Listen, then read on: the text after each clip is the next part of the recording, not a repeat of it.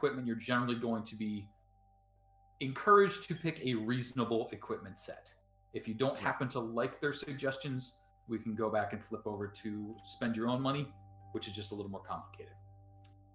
If you happen to choose class equipment, it's going to say, hey, you get leather armor, because you're light armor proficiency, so that's what you wear. You've got a dagger, and you can choose rapier, longsword, or any simple weapon.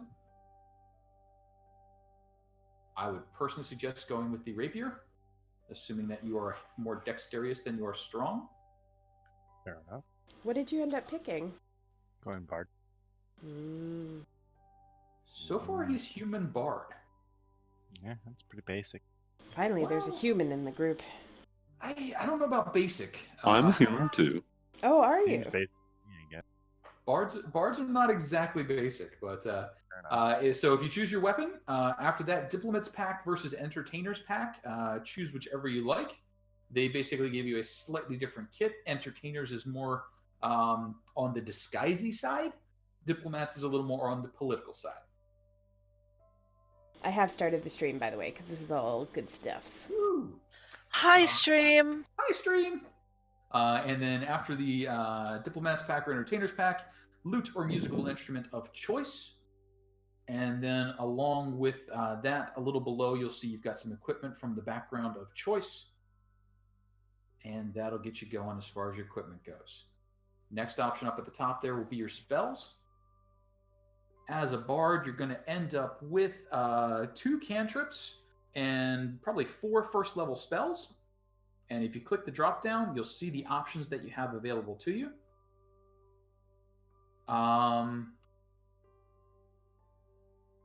General recommendation, Vicious Mockery is kind of the bard damaging spell as a cantrip.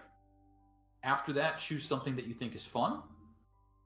Bard first level spells, choose anything you like. Cantrips can be cast as many times as you want. You just cast them and cast them and cast them and cast them. Spells with a level 1, level 2, level 3, level 4, etc. You have a limited number of slots available to spend them. So generally things like your Vicious Mockery, that's your I'm out of spells and I'm using this up. Or I don't really think this creature's that strong, so I'm just going to mock it to death.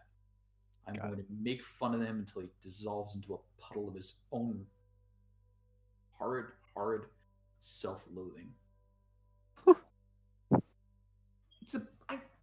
How do you describe Vicious Mockery? I mean... That's pretty good. So... What was the description? I stepped away for a second. Oh, I mean, you just mock someone until they dissolve into a horrible puddle of their own self-loathing. I mean, something like that. Bully Pretty someone. much. Yeah. Yeah, little bullying, browbeating.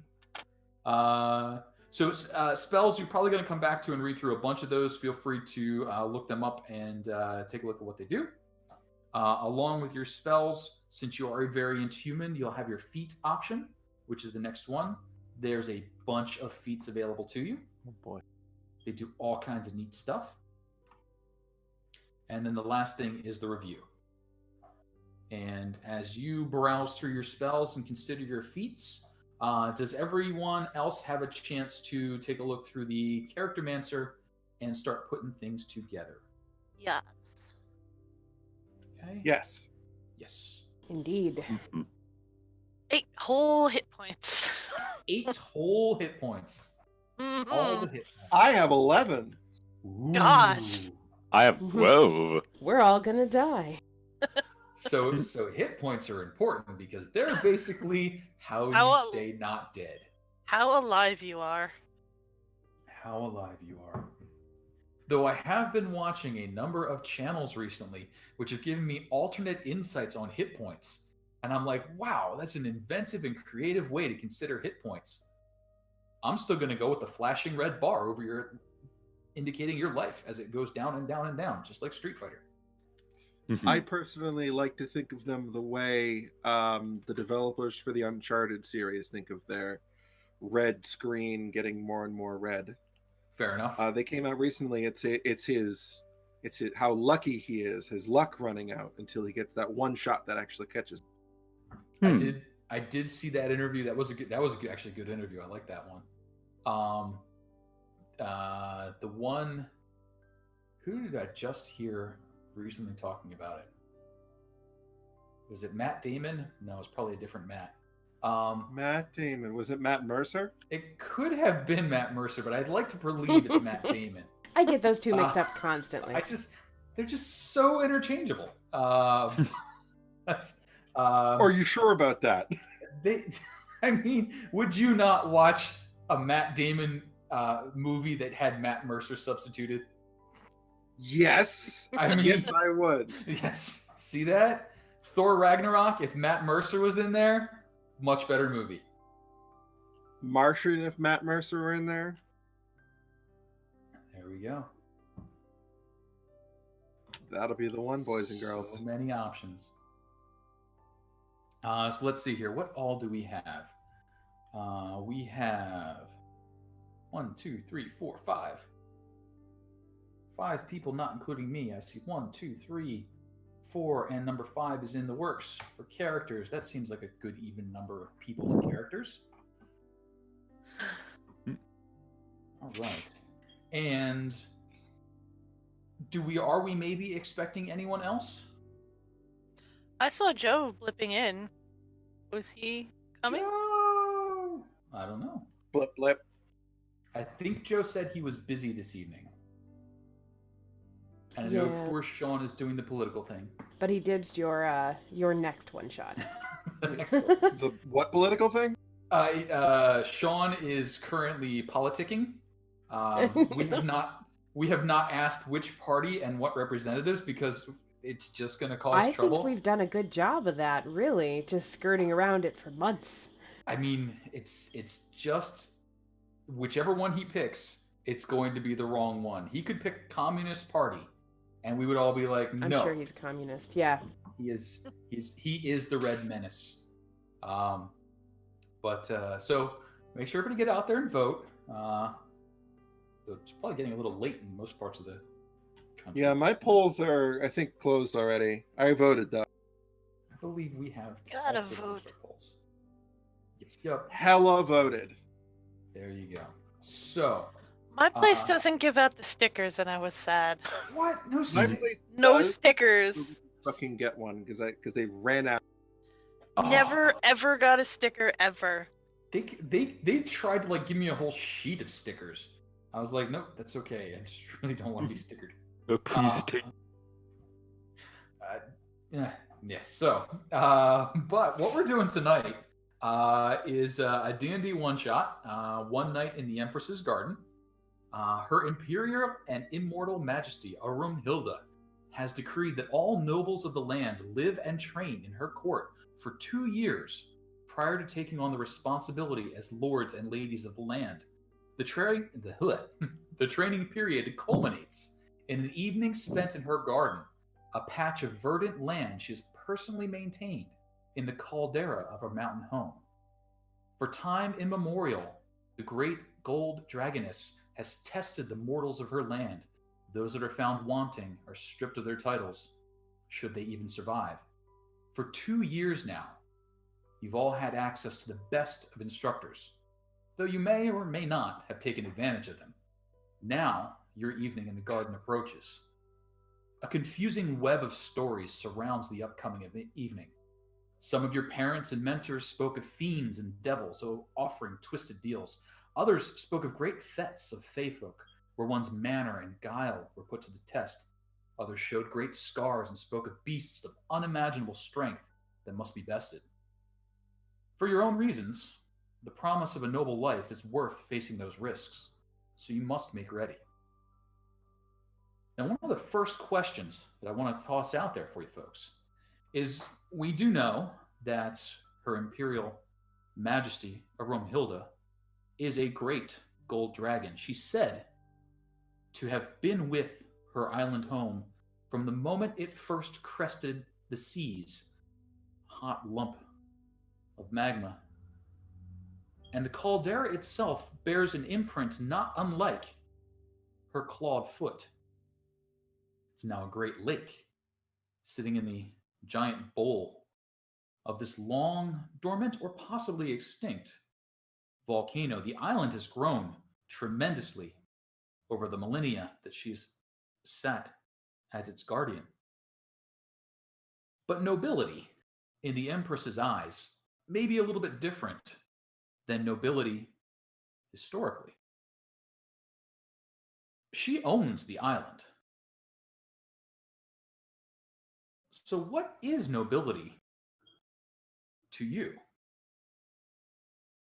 Classically, nobility would be a landowner, someone who has the authority to make law, possibly the responsibility of levying soldiers, collecting taxes, things along those lines. So let's see what you all think. Arumhilda, the great gold dragon, a creature and a force of good, would consider nobility on her island. What privilege is it that is so important to you, you'd be willing to risk life and limb and reputation to spend an evening in the Empress's garden? Anyone want to start us off with a suggestion?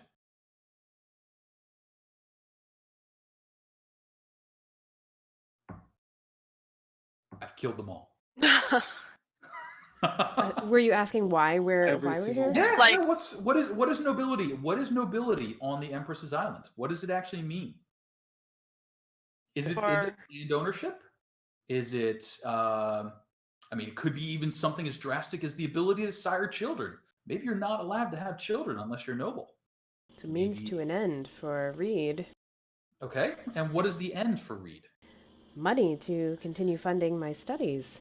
Okay. If I don't do well here in these trials, then my parents have threatened to cut me off. So I'll play your games, I'll do the things you want me to do. Just keep the money flowing, keep the books coming. All right. So for Reed, the nobility is not really the goal so much as it not losing out on the parental inheritance, or at least the parental patronage. How about the rest of you? Well, for Tenebris, it's a bit different. Okay.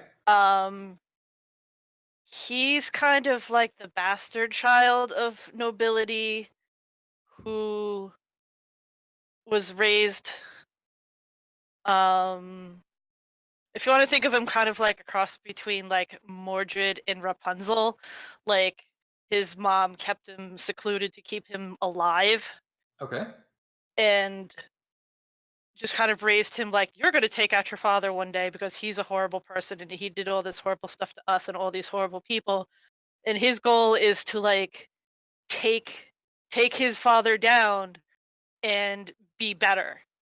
Okay. To like protect the people that like that's what he's been raised for his entire life. He has the hermit background technically. Mm-hmm. So he's very naive about like how stuff outside actually works because he had a very narrow like, this is what you're going to do. And he's like, yes, mother, I love you. I'm going to do everything you say. So like he's here to like prove that he's actually this noble's child and will go and do as he was raised. Okay. So what we've learned so far on the Golden Isle, research is not free. Books are not free. It's not sponsored. You have to have some money to pay for research. Boy, howdy. Boy, howdy. We've also learned that not everyone on the island is good.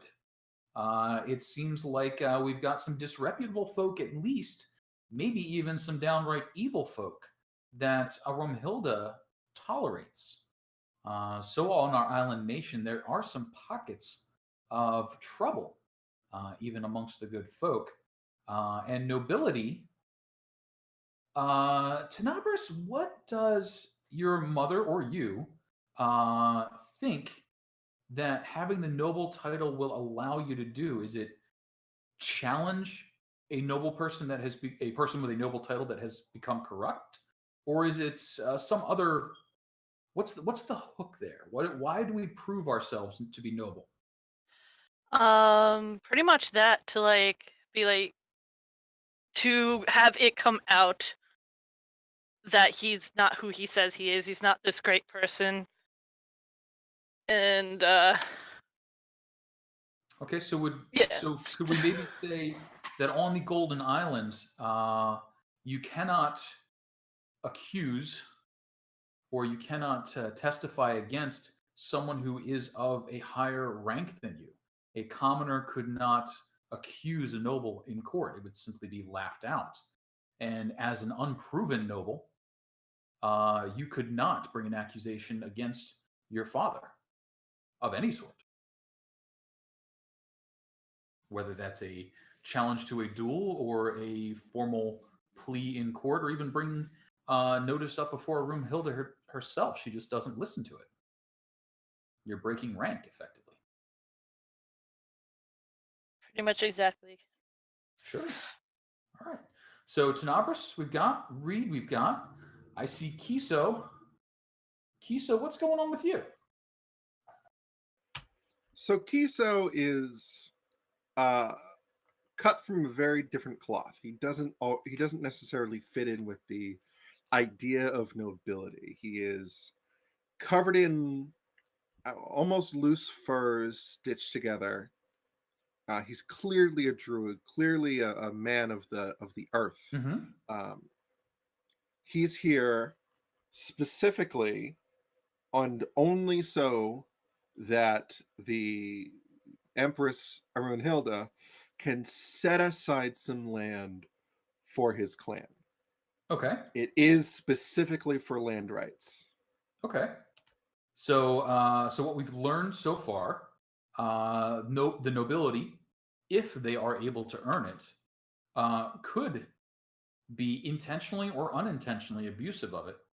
And perhaps a clan of druids that have sort of distanced themselves from the political circle, no matter how much good they're doing, if none of them have been taking this challenge on, maintaining a noble title, their land has just been worn away over time.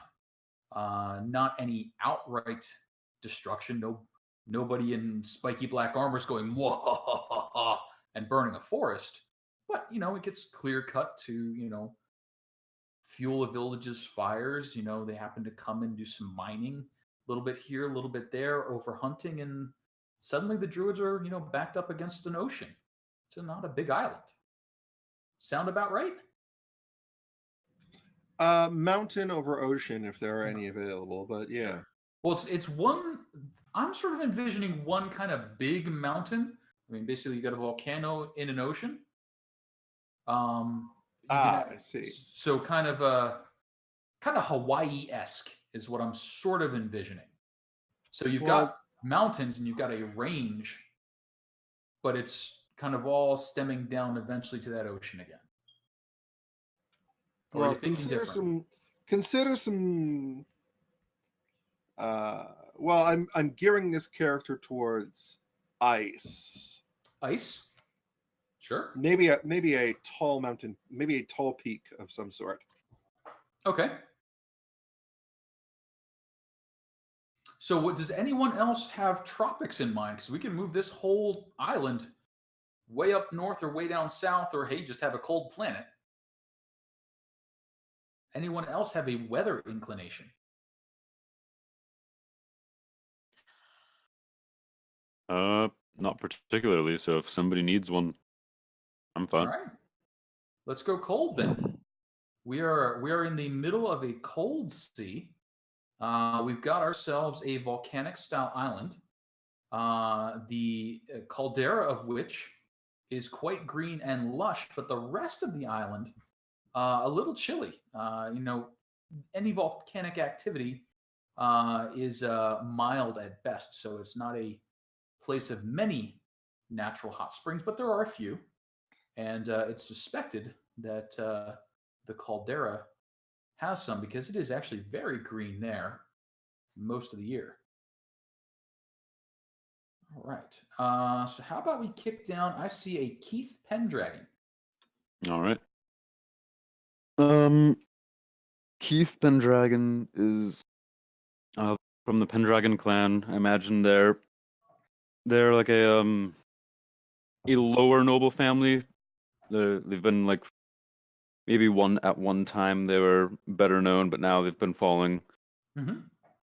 And Keith is out to try and redeem their name, try and bring about a new bring the Pendragons back into legitimacy. Okay.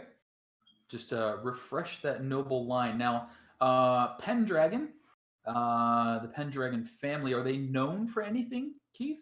Are you responsible for upholding a particular tradition? Maybe not any particular traditions. He is a paladin, Okay. so he's got that kind of vibe. Sure. But Let's Pendragons have always been like good to their people, like always commonly, despite their noble birth, they try to respect everyone. Okay.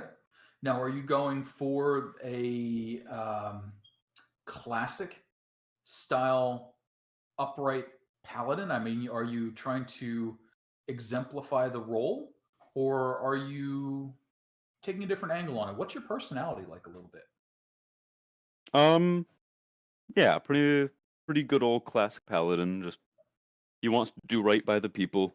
Okay. Not lawful good, not like the law must be upheld, but he'll do what he think is right. Okay.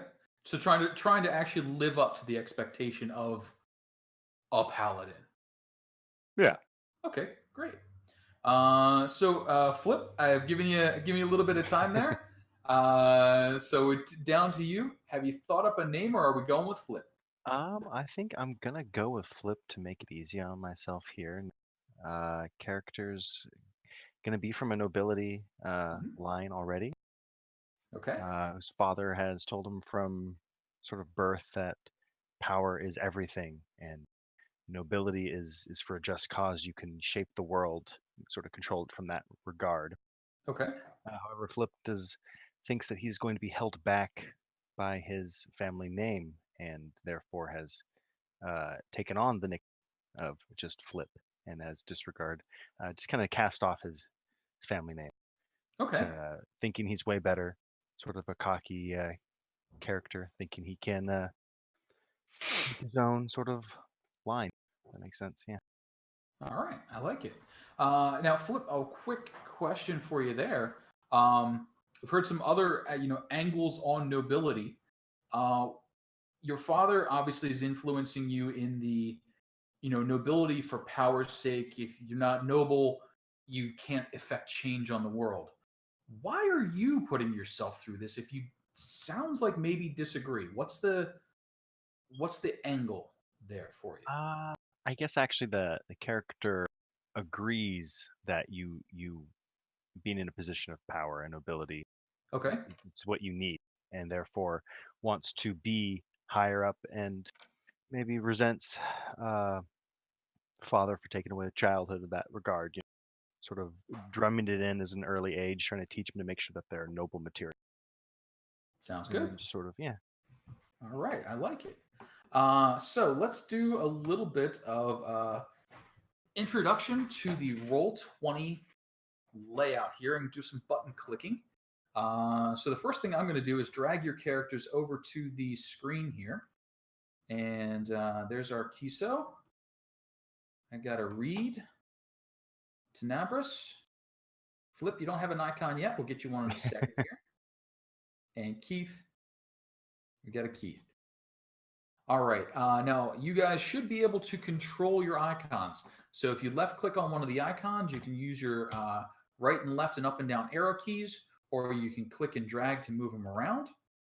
And the first thing that everyone is going to forget at least once or twice, no matter how long they've been playing, is when I say something like, please roll initiative, please make sure you click your icon first so it's selected before you click the initiative on your character sheet.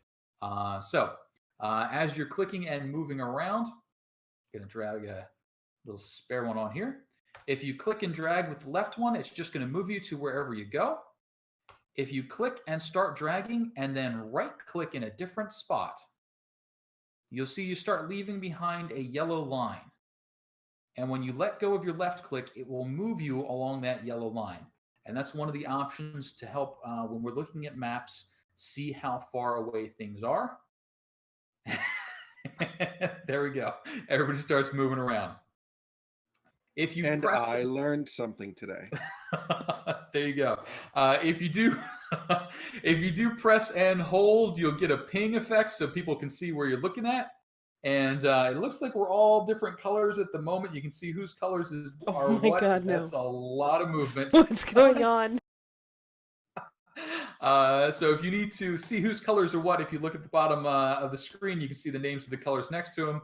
That's the color that you will paint.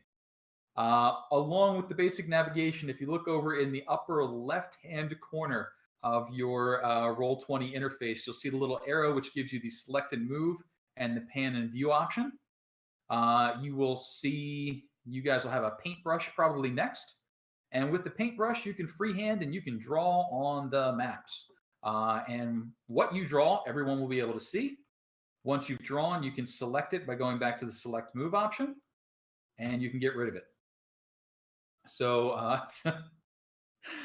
drawing options are available to you. And then eventually there'll be a whole mess of them, and I'll hit clear drawings and poof, they're gone. Beyond that, you've got your little zoom window. And below that, what kind of looks like a power button, but is really, I think, supposed to be a ruler triumphantly emerging from a circle. I'm not real sure what they're going for there. That is the measurement tool. If you click that and then drag, you'll see an arrow come up. And what's going to happen is you're going to measure something, and then you're going to want to move your token, and you're going to completely forget to click the select move option. And you're going to be clicking frantically on your token saying it's not working. And really what you're doing is just measuring the spot on your token. So if you're trying to click your token and it's not working, you've probably got the ruler tool selected. Click back up on the select move option. Below that, you've got your fancy looking D20. The fancy looking D20 allows you to do some roll options. And to roll, you can hover over the D20, then go over and do a number of D4s, a number of D6s, a number of D8s, D12s, etc. Fudge, I think, flips a coin. I'm not real sure what that one does. And then if you hit advanced die roller or you click on the actual die itself, it'll bring up the fancy one. Most of the die rolling we'll probably be doing right off the character sheet itself, and we'll dig into that in just a second. So, die rolling has happened. If you go ahead and click on the upper right-hand corner, you've got your chat where a bunch of rolls have just happened. If you didn't see the rolls come up, hit the little chat icon in the upper right corner, left-hand menu option. After that, I think you guys see the art library, maybe not. And then after that, you've got the journal. And after that, you've got a little circle with an eye in it, which is the compendium. The journal has your character sheet and the other folks' character sheets in it. If you click on your character sheet, it'll open it up. And where did my character sheet go? There we go. And once your character sheet is open, you're going to see a bunch of different options available to you. Bio and info is stuff you can type in if you hit the edit button to edit it. If you click on the character sheet, you'll see your character sheet. If it offers you to go into the character mancer again, you can just go edit sheet directly, and it'll bring you back to the sheet. If you need to roll something, generally you're just going to click on the name of whatever it is. So for example, if I say roll strength, you can click on the strength word at the upper left-hand corner of your sheet, and it'll roll your strength for you automatically. I did a good roll. If you need to roll things like initiative, if you look at the upper middle section of your sheet, you'll see the word initiative, and you'll definitely want to make sure you. If you need to roll a saving throw, in the kind of middle left column, you've got your strength, dexterity, con, intelligence, wisdom, charisma, general save modifier, which are your saving throws. And then below that, you've got your skills: acrobatics, animal handling, arcana, athletics, deception, history, insight, intimidation, investigation, medicine, nature, perception, performance, persuasion, religion, sleight of hand, stealth, and survival. So, if you want to do something, and we think it might be difficult, we're probably going to try and figure out which skill you're going to use, or if you can't think of a good skill, what raw ability.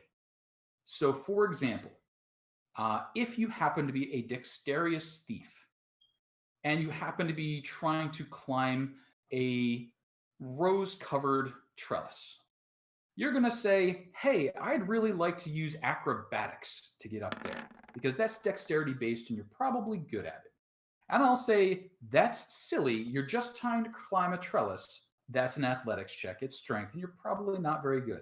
And then you might say something like, well, I'm going to backflip my way up that rose trellis while cartwheeling and doing a handstand. And I'll say that's even sillier, but I like the idea. Let's roll acrobatics instead. So, important note, if you would like to do something, you may give me a good persuasive argument, or at least an entertaining one, to do whatever it is you want to do. And I'll probably say yes, unless I'm in a bad mood, in which case I'll say no. If Everybody? I could jump in here and say, if, as you're looking at your character sheet, if there's something that you're better at, talking Casey into that would be, to your benefit. So if he's like, here, give me a performance, and you're like, how about persuasion? I think it's more like this. Casey's pretty good about being talked into stuff if you're good at it. As long as you're entertaining. You have and to sing, if you can sing. Singing also helps, but not required, though it is for certain people. So that is your abilities, that is your saving throws, that is your skills. Along with those, if we go over to the middle column, you've got your initiative at the top. Hit points, you're going to do up and down. We'll look at those in a second. Temporary hit points, if you happen to have those, that's great, because they're stuff you get instead of bleeding. Hit dice we'll talk about when you need to rest. Successes and failures on death saves. Hopefully you will not need to record any of these, but we'll talk about what happens when you fall unconscious as we get there. Below that in the middle, we've got attacks and spell casting. And generally, if you click one of those names, for instance, if you happen to have a longsword or a rapier or a dagger, if you click one of those, it will make the attack roll for you, apply the appropriate modifiers. We compare that to the armor class of the thing you're trying to hit and determine whether you hit. You may see some fancy pictures from some of our advanced users who like to put GIFs and other things in the chat when they roll, even if they roll abominably badly. Let's kick some ice. With a 2 and a 1, you did not kick any ice. Icicles. So I seem to have deleted my character from the grid, and I can't open my character sheet. Neat. Okay, so let's try that again. So deleting your character from the grid, we're just going to drag you back over. Drag over. And character sheet, if you click on the journal at the top, and you click on your name, if it doesn't open up real big, it's probably already open, looking kind of ghostly as a small rectangle somewhere on your screen. Okay, let me try to find that. If you see a ghostly small rectangle hanging out on the map, and you double click on it, it should say flip. Aha. Okay. Got it. Top, it'll shrink it back down for you. There we go. Okay. Cool. And I think that was you flip talking. If I just blamed that on someone else, apologize. So attacks, spells, that sort of thing. You click on the attack name, it'll tell you what it's doing, and we'll sort it out from there. Below that, you've got your equipment and some money. That's not going to come into play too much in this particular session. Very important in other sessions, though. Right-hand column, mostly personality traits and other cool features. And some of you may have inspiration as bards and a couple other class resources that are getting tracked over there. Up towards the top right-hand corner, you've got core, bio, and spells. Core is what we've just been looking at. Bio, if you click on it, gives you a bunch of place for good notes. Spells, if you click on it, is where your spells are. We will probably only be adding spells at the halfway mark when we hopefully reach level 2. We'll see how that goes. Any questions on the bum rush so far?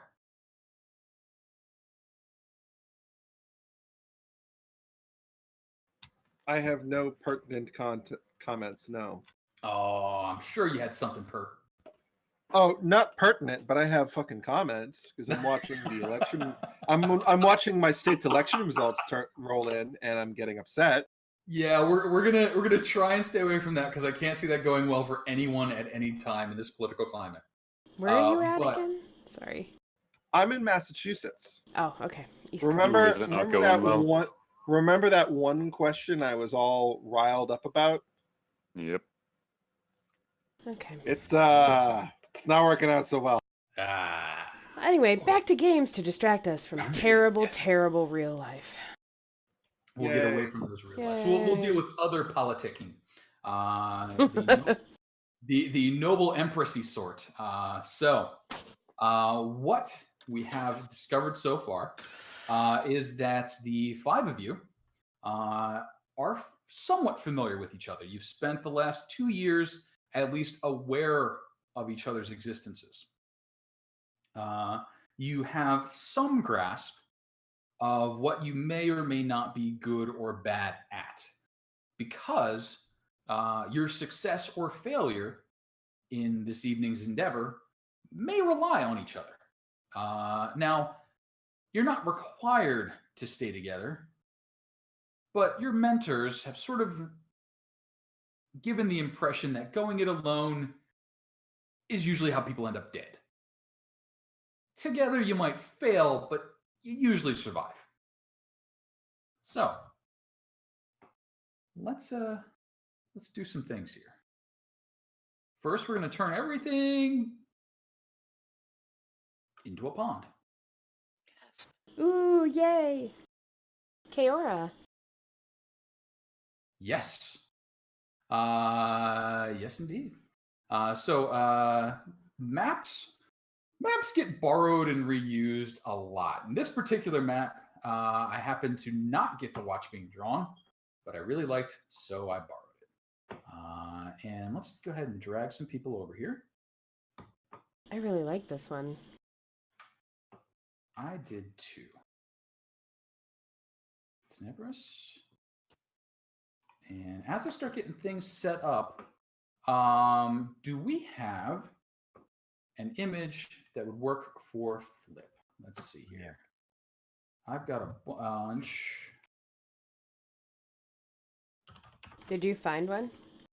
I sent him a link to try and pick something out, but I don't know if he found one. If you have one you like, go for it. If not, I've got a small menagerie of images. Pretty basic. So you just choose a whatever. Let's see here. Let's do assets. Let's do that. That.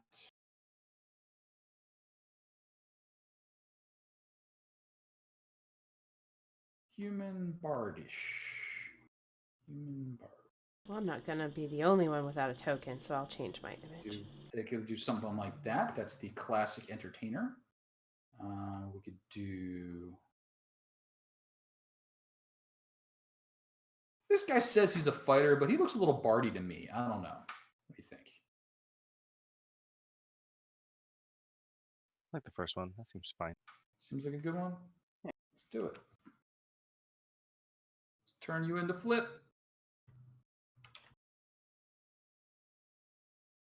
You are now Flip. We are going to make this hit points. We're going to make this armor class. Save the changes. Awesome. Bang. All right. And do you guys see some frogs on the screen? Yes. Awesome. Sure do, bud. Do you guys see some green glowy edges around those frogs? Yes. Yep. Okay. And Flip has a green glowy edge as well. And what that green glowy edge is a representation of health. That is green is good, red is bad. Red with an X on your face means you're pretty dead. And that will change as soon as I'm done. Go ahead. You went all robot-y for a second there. Oh, sorry. Green is good, red is bad. To adjust hit points, as soon as I'm done clicking these buttons here, if you click on your icon, you'll see a red circle, a green circle, and a blue circle floating above you. The green circle is your hit points. And if you click in that green circle and do something like a -1 or a +2, it will subtract or add to your hit points. So if you happen to take 3 points of damage, you would click on yourself, click in that green circle, do -3, and it'll do the math for you. Because math is sometimes hard. If you happen to do a lot of damage to something, like this poor small frog over here, it will turn red and get an X on it. That poor small frog is very dead. But wait, we've restored him to life. Because you haven't killed him yet. If you kill him. Maybe you will, maybe you won't. We'll find out. So, as you are preparing to depart, you are brought to the edge of the caldera. Now, the initial descent is quite steep. The cliff face surrounding is a good 20-foot, relatively straight drop that requires a bit of doing to get down. So we're going to ask everyone to please roll an athletics or an acrobatics skill check. Your difficulty is only a 10, and what that means is you want to see a 10 or higher on the check you're about to roll. Wow. Oh, shit. Way to lead off this particular session. So, as you I've might, got this one. Thump, thump, thump, thump, thump. as you might guess, a red number is bad. A red number indicates that you've rolled a natural 1. A natural 1 is always a miss if you are attacking something. A natural 20, which would be a green number, is always a hit if you're attacking something. Okay, sorry, I can walk through how to do the roll again. You're fine. So open up your character sheet. Yep. And once you get your character sheet open, you'll see in the skills section, which would be the second column to the left, middle-ish, click on the word athletics or acrobatics, your choice, and you probably want to choose the one that has the higher number beside it. There you go. So, as you are making your preparations to descend, most of you are taking a fairly acrobatic method, whether that's running down the wall, whether that's rappelling with big jumps, whether that's being all cool and swinging down hand over hand. One of you is taking a more methodical, athletic approach, boom, boom, boom, working their way down. One of you just pratfell. You all arrive at the bottom. Tenebris and is it Kiso for browse? Sure is. Okay. Tenebris and Kiso didn't do so well. Kiso just whoop on the ground. Tenebris a little stumbly. The rest of you somewhere in the middle. And if you could, at the bottom of the screen, in the chat where it says as, and it'll say a name, probably yours, click the little drop-down box and choose your character's name. Got that. And that way, when we roll in the future, it'll roll as you. Perfect. And it'll make it a little easier for me to remember who's who. All right, so we arrive at the bottom of this sheer cliff face, and Kiso's just down there. I'm not sure how you guys have been interacting in the last 2 years, but does anyone want to comment on what has just happened? Reed, just belt it out there. Don't type it. You can say it. Kiso, I know you're small, but tuck and roll? No, okay. Never mind. You say one more fucking word to me, and you and I are going for a Donnybrook.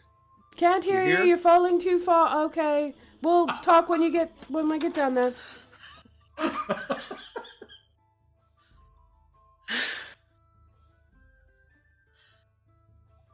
I swear, this is the last time I travel with these folks.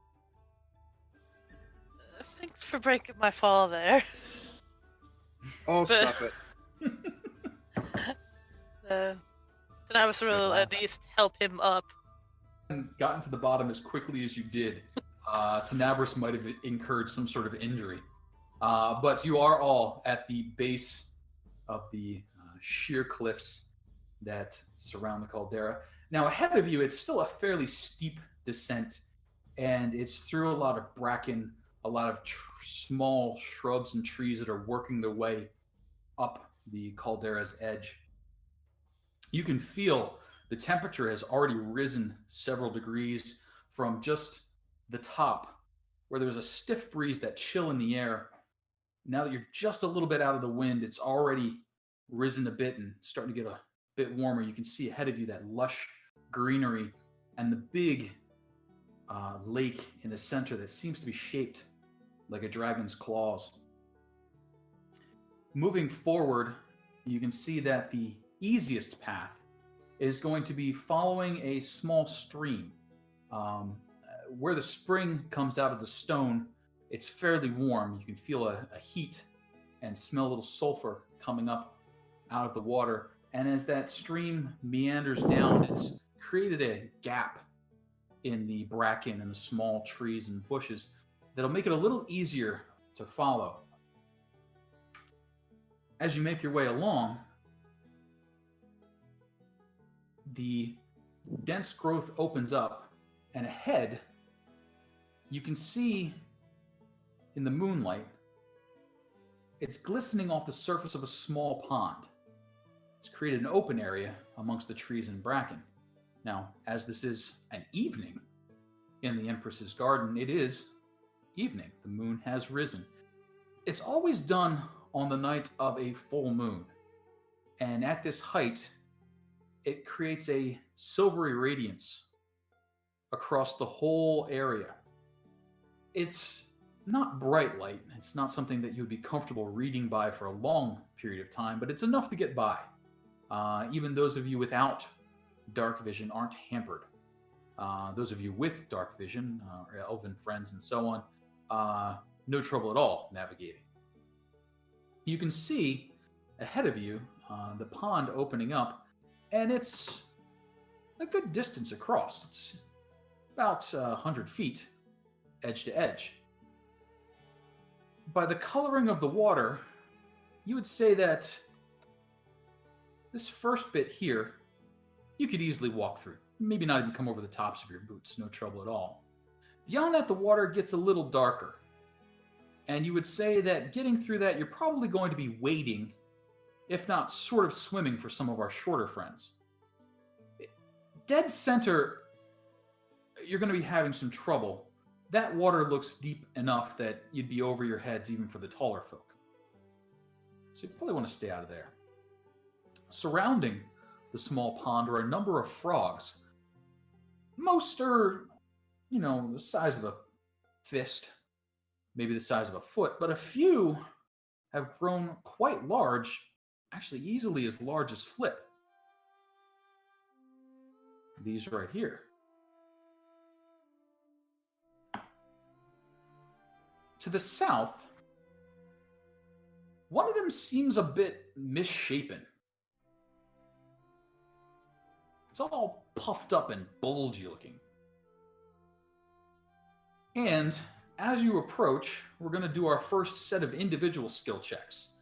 And for an individual skill check, what that means is I need somebody for the party to take responsibility for rolling a skill. And in this case, we're going to go with either perception or nature. And whoever takes this point, whoever takes initiative, is going to be making such a production of it that should someone else try and do it afterwards, they would be at disadvantage. They would have a negative to their ability. So is anyone amongst you the recognized set of eyes, set of ears, or nature expert? Or would they like to claim to be even if they're not? Reed turns to the one covered in feathers or tree bark. What was it? Kiso, you all right there? Kiso's still brushing himself off and limping a little. I mean, I'm not so good at identifying things, but I mean, if I usually leave that to the smarter ones in the clan.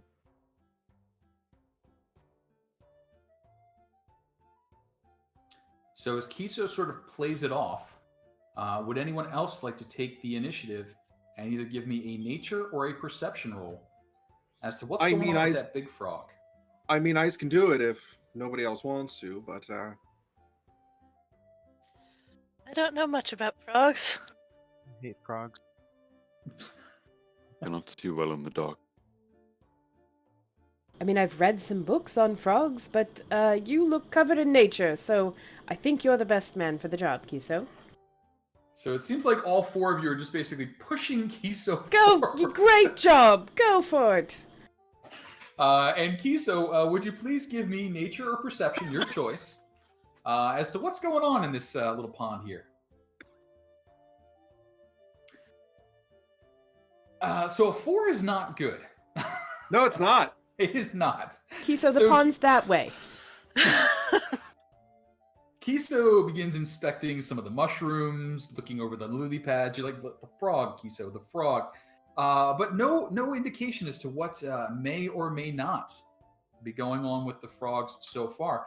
Now, you could, of course, just hang out here all night, but it seems like the way to go is further in towards the center of the caldera, which is down and away.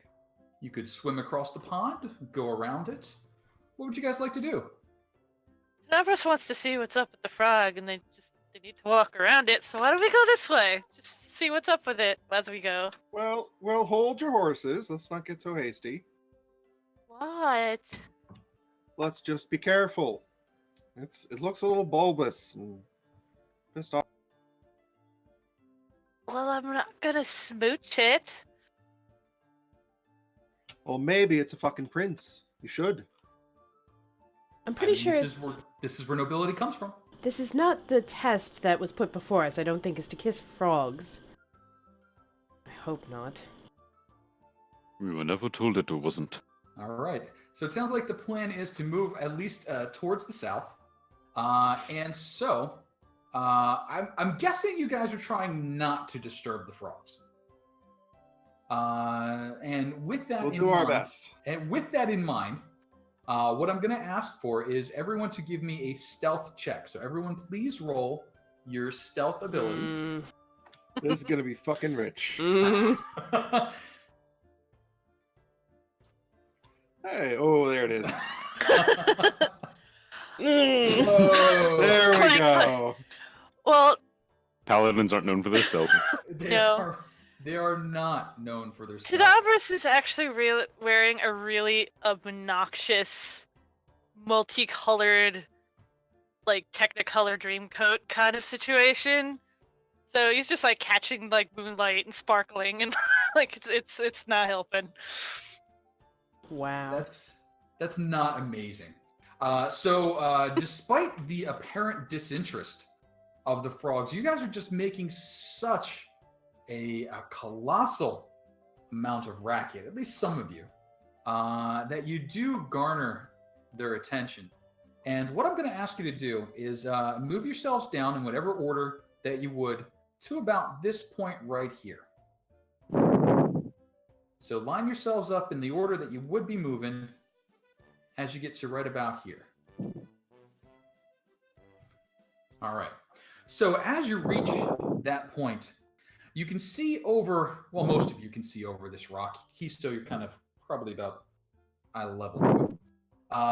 And this frog that's been just bulbous and kind of bulgy, little odd bits sticking out, it just goes...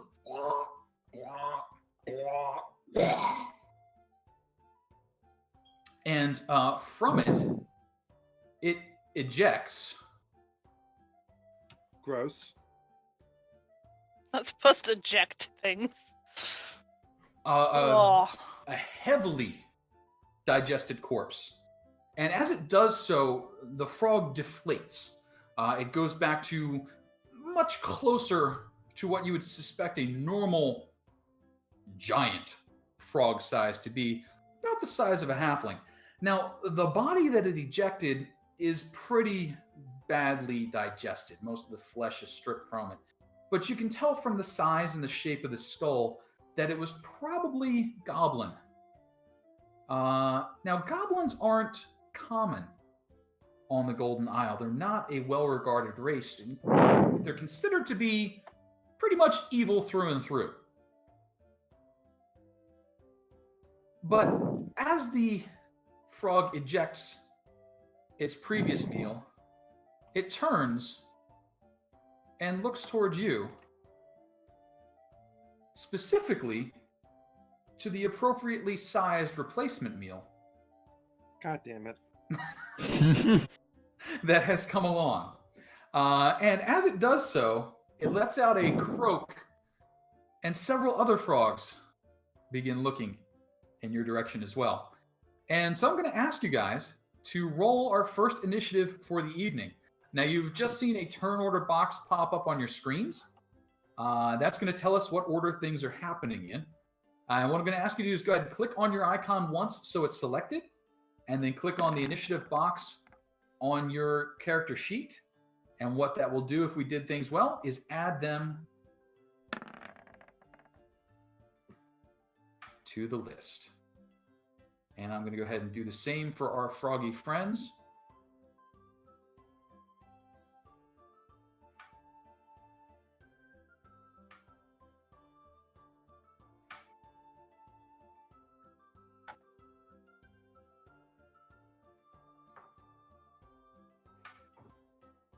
And then we're going to sort that into order.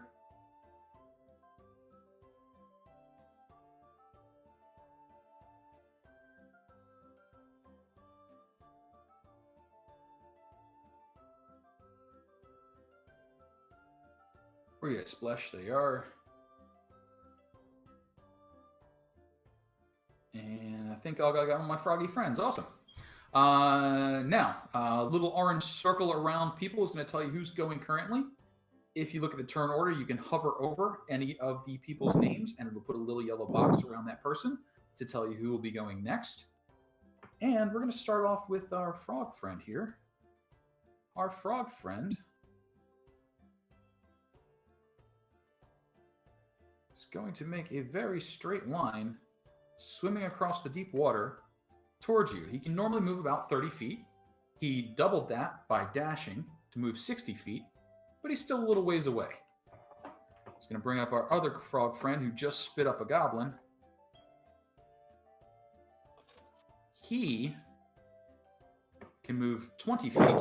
Actually, he can move 30, but he covered 20. Got right up next to Kiso. And now he's going to try and bite him. Big old froggy lips coming down on Kiso. A 5 is nowhere near Kiso's armor class. It's going to be a no. And he misses. And that's going to bring us to Tenebris. Tenebris. Just very like shit. Going to. So that thing very obviously tried to do what? Yeah. It definitely tried to replace its previous meal with a new meal of the appropriate size. I'm gonna scoot over here. And it's going to Firebolt at Splish. Okay. Shooting at Splish, the target number is an 11. You got a 20, so that is a definitive hit. You did 9 points of damage to Splish. And Splish, his circle turning yellow, indicating he has taken a wonk of damage, but not so much that he is incapacitated. You smell Hopper's French fried frog legs. Tenebris, anything else you want to do? Nope. Just gonna be ready. All right. Reed. A lot of frogs. Tenebris just attacked Splish, right? Just attack Splish, correct. Okay. Oh, that smells just terrible. Oh, God. Oof. I'm gonna move back a little bit, and I will be like, that's, did you have to burn it? Can we not smell like this? And I'm gonna attack Splish as well, trying to diffuse the smell. All right, 22 is plenty to hit. 1 Take point of cold that. damage is not a lot. Take but it that. does wear away. Haha. Ray of Frost also has a special effect, I think, that slows down movement. Yes, it does. I believe Okay. 10 feet. Let me make Alrighty. sure. So Splish, webbed toes freezing to the rock upon which it stands. Read any additional actions. That is all for now. All right. You may pick up a theme on the naming conventions here. Sploosh swimming across, top speed, splush. Ooh, splush gets just close enough to our new friend Flip. Oh, jeez.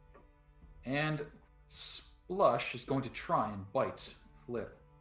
Splush rolls a natural 1 and cannot possibly hit you. Haha, hooray!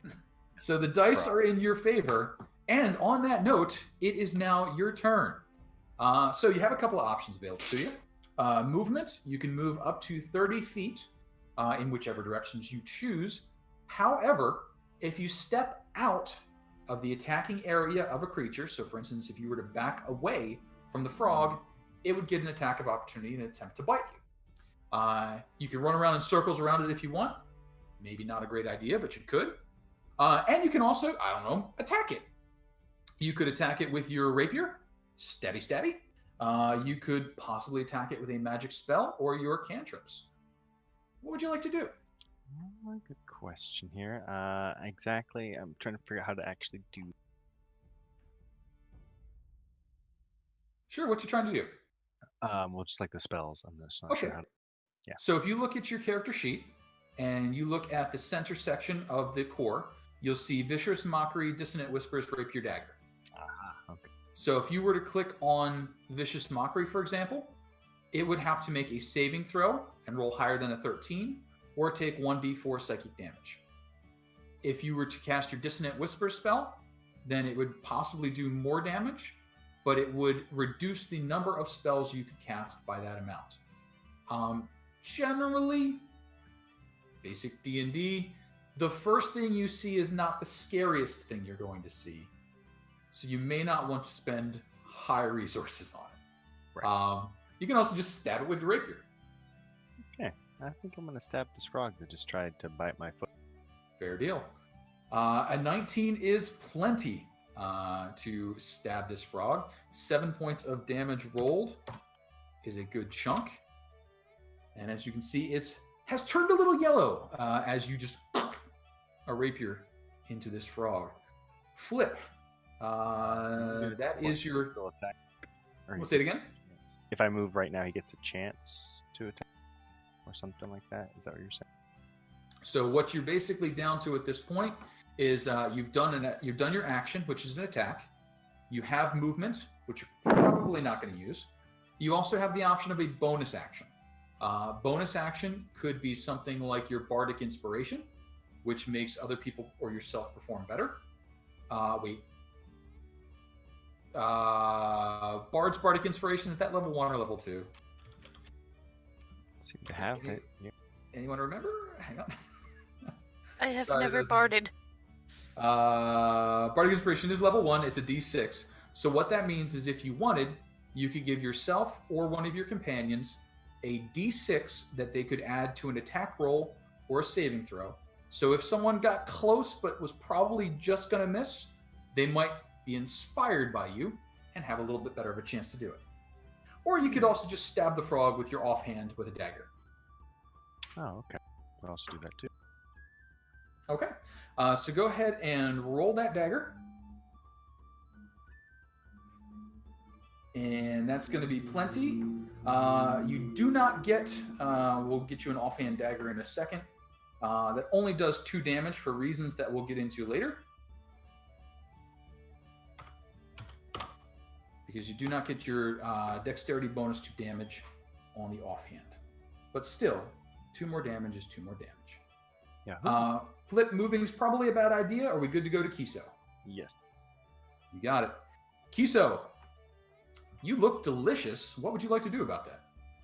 I would like to do 2 things about that. Okay. Number 1, Shillelagh or Shalag. And- I don't know how to say it. it's shillelagh. Shalala. Shillelagh. And number 2, which might be obvious, Well, you may have telegraphed the swing, but it still hit. Splish takes an additional 5 points of damage. He looks bad. This frog gets on its last legs, but they're long legs and it's still in motion.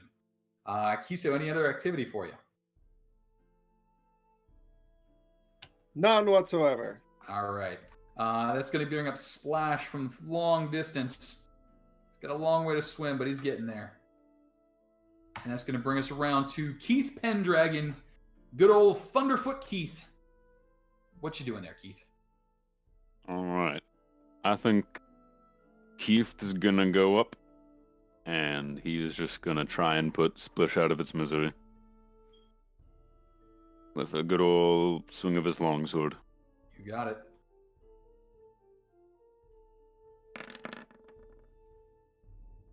The magic number is 11. 18 is much higher. 8 points of damage is a lot.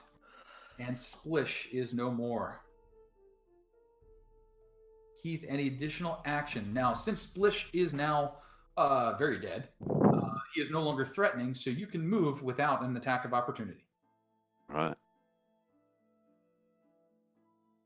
Alright, yeah, in that case, I'm gonna go up and get right in Splish's face. Right in Sploosh's face. Sploosh. Poor Sploosh. Keith, any additional activity for you? That'll be it. All right. And that's going to bring us around to Splash. Originality wasn't a real big thing for me. Splash is going to come on over at the big one, hammering their way out into the water. Jump up and attempt to bite Keith. No, that's a terrible roll.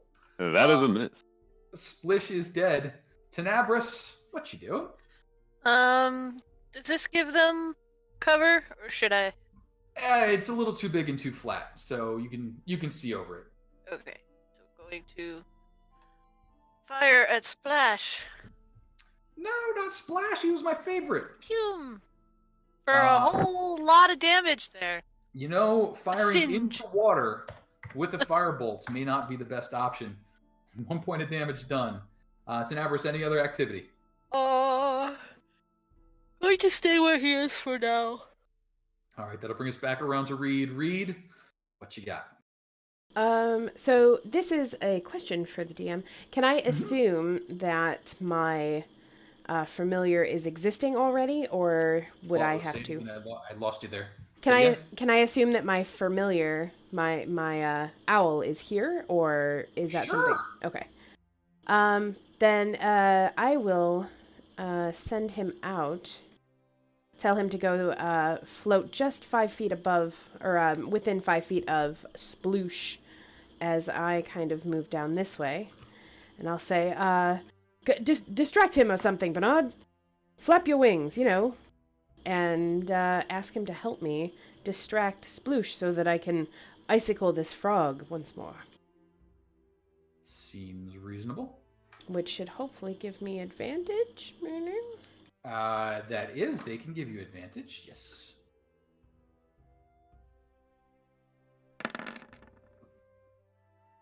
Ugh. Wow. Clicking buttons frantically. Wow. Yeah, okay. Bernard exists. And you have control of Bernard. Okay.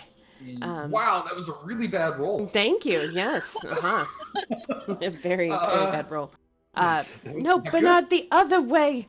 And I'll just tell, for fuck's sake, just fly up, away, and he'll fly up 10 feet. And because he's an owl, no attacks of opportunity, because he is agile, if not distracting. That's very true. Agile and fragile. It's Fragile. It's the total package. And that's going to bring up Sploosh, who's standing right next to, or swimming right next to Keith. And it's just going to go nom nom. Let's see here. No, what? That'll be a miss. You're failing me completely here. Well, they don't have teeth. Yeah, it's weird that they gave him a bite attack without teeth, but you know, these are D&D frogs, the big, vicious, pointy gums. That's a miss on Flip. We're not doing well here, froggies. Flip, unscathed so far has the party been, but you have a Splush in front of you. What are you doing? I'm laughing at him right now, honestly, just nibbling at my toes here. I'm gonna stab him in the other leg. 14 will stab him in the other leg. 4 points of damage is a fair bit to a tiny frog. But these are big frogs. They can take it. Anything else you'd like to do? You can bonus action dagger if you like. Yeah, I'm gonna give it the little one there. There we go. That's not going to do it, though. We always go with the first number unless you have advantage. And 8 will not do. So that 5, which would have been a magic number, does not land. Flip any additional activity. Oh, stay there. Yeah. Got it. Kiso, what are we doing? All right, I want to do exactly 2 things. Exactly 2. 1 is move to there. Okay. And 2 is I'm hitting. Which one is that? Splash? Splash is down right of you. Then Splish is north of me. Splush is north of you. You can Splush say is north of me. You don't have to call him by name. Oh, that's a hit. That is a hit. It's not the magic number though, so he is still kicking with 1 leg and half of a face. That'll be EOT. That'll be it. That's going to bring us down to Splash. Froggy style, jumping up on the rock, trying to bite down on Keith. 20, I think, is going to hit Keith. That is gonna hit. All right, 2 points of piercing damage as he latches onto you. You are grappled. All right. And thanks to my heavy armor master feat, that's going to be 0 damage. Aha! Yeah. But I am still grappled. But you are still grappled and restrained because he is just gluing to you like frogs do. Now, Keith, as your turn comes around, if you wish to use your action, you can attempt to escape this grapple by rolling a DC of 11, so difficulty 11 or better, on athletics or acrobatics. Or you can make an attack, but you would be at disadvantage because of the interference of the frog. We're gonna try for an athletics check. All right. Let's see, 11 or better. 21 is better than 11. You are free of Splash's grapple, smashing him back against the stone. But that has taken up your action. You still have a movement, but I don't know if that's advisable right now. Anything you'd like to do? Nope, just gonna hunker down behind the shield. You got it. That's going to bring us back around to Splash. Splash, who now sees a tasty bite-sized morsel. Kiso. Splash attempts to bite Kiso. And is not going to do it, Splash. Not quite. Splish is dead. Tenebris, what you doing back there? Push up the sleeves on his robe, take a step forward and be like, oh no you don't. Get off of my friends! And try again. With the... That is a sizable blast on Splash. 5 Splash. points of damage. Is that count as splash damage? I don't know. Anything else for you? Gonna scoot this way, just to get a better view of what's going on. All right. Reed, how about it? Seeing that the two have Splush mostly taken care of, he will kind of move Bernard over this way. Go help the large one in metal. And kind of come over here and shoot at Splash has taken some damage. It's a slightly off color, correct? Yes. Okay. Splash on the shades rock of is green. taking a bit of damage. It's hard to tell. Many shades. Then yes, go above this one. This one here. Okay, good. Good job. Good owl.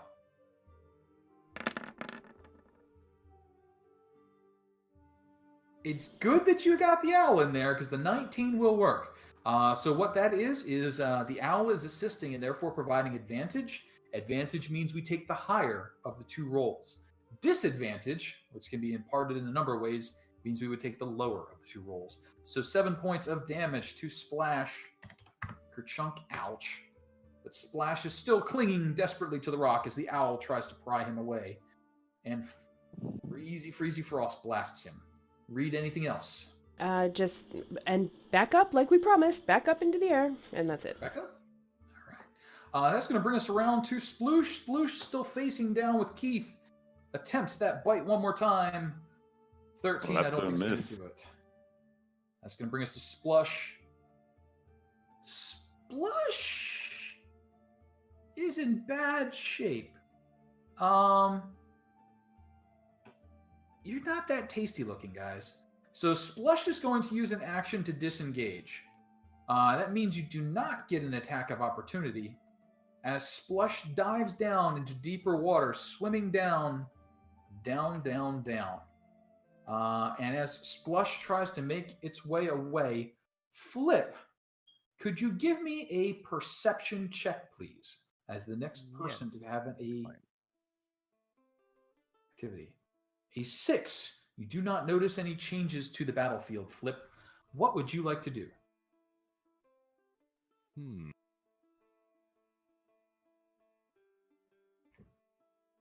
think I'm gonna move a bit more into the water, actually. Around over there. Sort of flanking these frogs. Mm-hmm. Trying to look, so the Vicious Mockery, that would be like a one-time use. So Vicious Mockery you can use over and over again. It's a cantrip. Oh, okay. So you can use it as many times as you want. Because it's a cantrip, it doesn't do a whole lot of damage. But Vicious Mockery, if it lands, gives disadvantage on that creature or monster's next attack. So it has a little bit of damage, and it also helps to protect your friends. And I can't see Splush right now. You can. He's still swimming away, but you can see him. Yeah, can't tell on the range on Vicious Mockery. I don't know. It's all right. It'll print it right below it, so the range is 60 feet. And so a DC 13 Wisdom saving throw. How wise are these frogs? Not wise enough. You do 4 points of damage, and his ego cannot handle it. It pops. That's right, buddy. And as it does, Splush passes away. That's going to bring us... Oh, Flip, any additional movement or activity? All right. Kiso, how about it? I'm going to turn right around and bop this other guy. Okay. 12 does bop him. 11 was the magic number. 10? 8 on a D8 plus 2. Nice work. Big hit. Splush was previously unscathed, though. So still in it. Kiso, anything else? Nah, dog. You got it. Splash up on his rock, trying to chew his way through the armor of Keith Pendragon. I don't think a 14 is going to do it. Does not. How about it, Keith? What do you got? We are going to strike back at Splash. Oh, poor Splash. An 11. Ooh, 11 meets, and it meets its beats. 5 points of damage dealt, which is the exact number needed to dispatch Splash. Keith, any additional activity? Nope. Just gonna turn to the other 2 frogs and keep his shield up. All right. And poised. And as that happens, something else happens. I don't like when other things happen. Other things are known to happen. These are things we're just gonna have to learn to live with and love. And it'd be easier if I could find the button I want. There it is.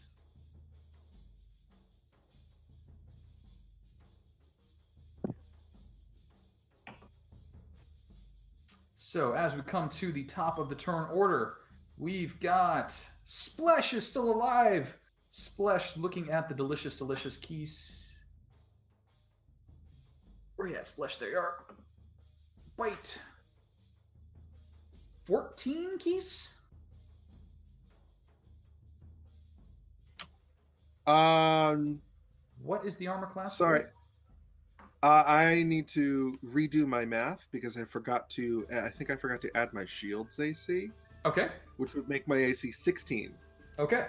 16 is a lot better than 14 exactly at this moment, because that means you are not bitten. Please redo your math when you get a chance. And Math redone. Math redone. Beautiful.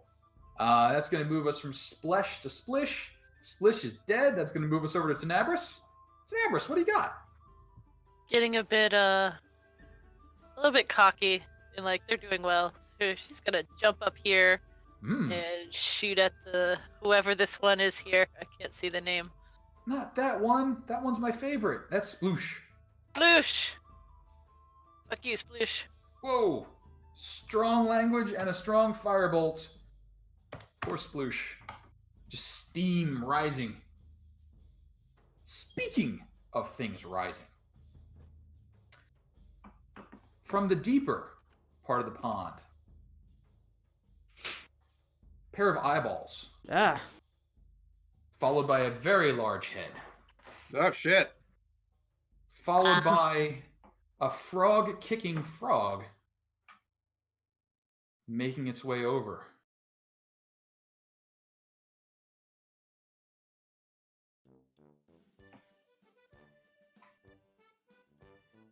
Now, I'm going to ask an important question. Keith, do you look as delicious as I think you do? Most likely. Most likely. This enormous frog, easily as large as the biggest person you know, attempts to give you the tongue lashing of a lifetime. And that Crazy. will hit. As it strikes you, the tongue just wraps you up and starts pulling you forward. You're pulled right up next to it. You are grappled and you are restrained. And it looks like if it has its way about it, it's probably going to try and swallow you next round. But before that, Reed, what are you doing? Okay, so I see Keith get dragged along next to Flapper or inside of Flapper's mouth. So Flopper's got his tongue all wrapped up around Keith. Like, tongue shoots out, wraps around, starts pulling in. And he's kind of got his head turned a little sideways, mouth like, I'm gonna eat you. Okay. But it's not quite in yet. So I don't have to worry about damaging Keith if I go for Flopper just yet. No, Yeah. That's a big frog. Lots of surface area to aim for. So much surface area. All right. Bernard, back. Over the giant thing. And he'll be like, hold on, Keith. I've never tried this before, but hopefully this works.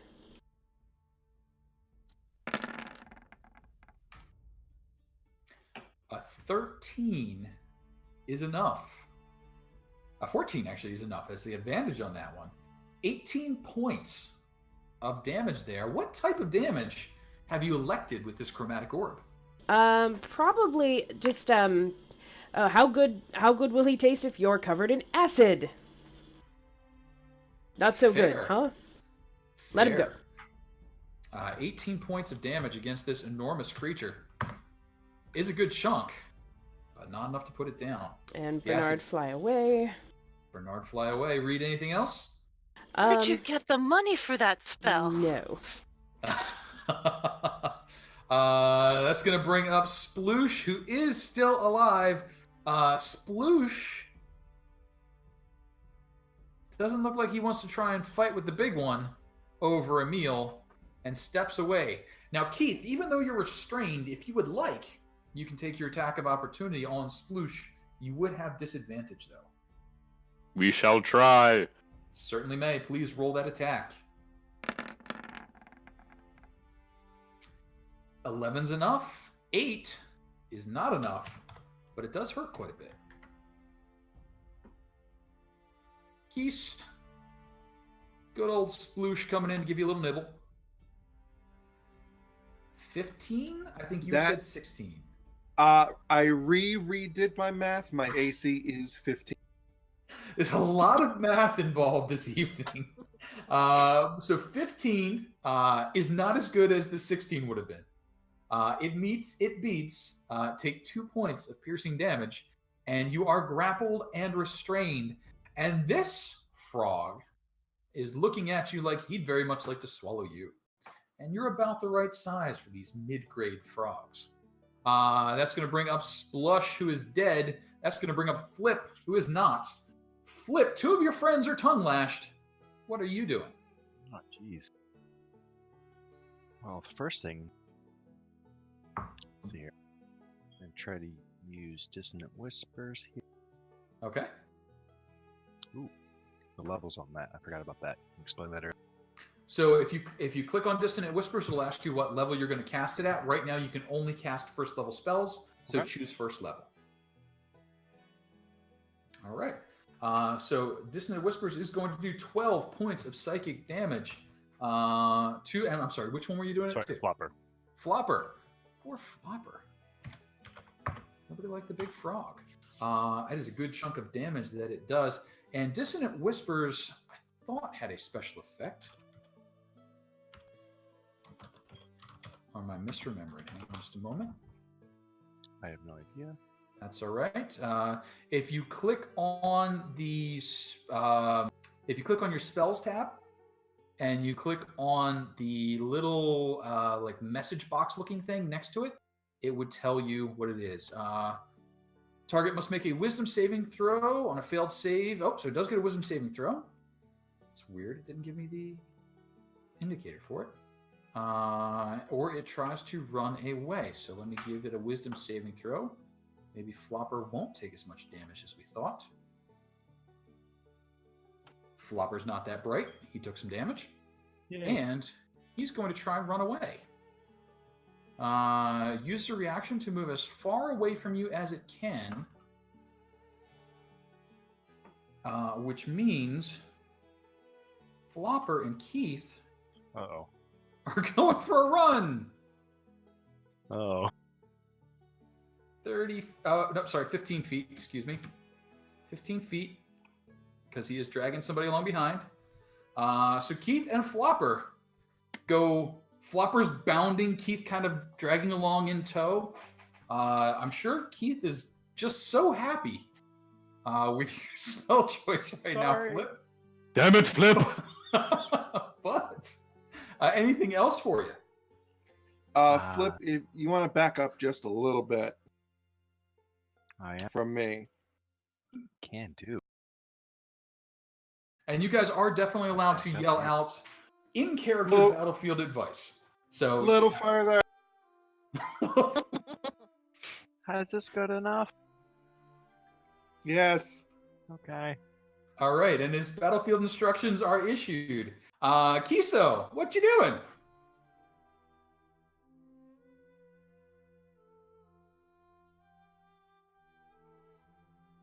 Hold on. Where'd it Hold go? on. Anticipation. A thunder wave. Yay! 15-foot cube, DC 12 Constitution saving throw. You're aiming that right at Reed, correct?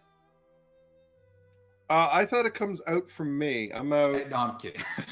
Which direction would you? What? Hang on. Thunder wave is a 15-foot cube that starts from you. So you can make a 15-foot cube this way, or this way, or this way. So basically, any edge you can stand on and shoot a cube in that direction. So, like, if you wanted to hit these guys, you could hit these guys. I want to hit those guys. Okay. I thought it came bursting straight out for me in all directions. I always thought that's how it worked too. Hang Me on. too. Wait. Like from like this. Self. I'm pretty sure that's a different spell that does all around you. I believe Thunder Wave is directional. It's a 15-foot cube originating from you in one direction. But we can look it up later, because right now it doesn't matter, because we're just going to hit those two frogs. Yeah. So those two frogs are going to roll us a Constitution saving throw. Two of them, from left to right. Left, right. They both pass. And does that make half damage? What does that make? It is half damage. Half damage. And so that's going to be a dead sploosh, but a living splash. All right. This has freed you from your restraining tongue, but Splesh is still there threatening. Kiso, any additional activity?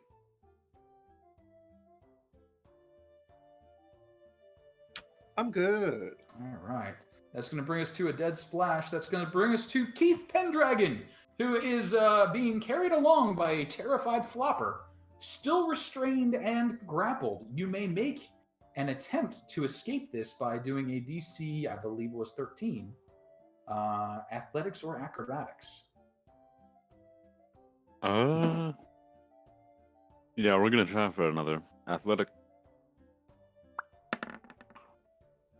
So 14. 14 is just enough. You free yourself from the tongue. Flopper looks very disappointed. You have movement and bonus action left if you wish.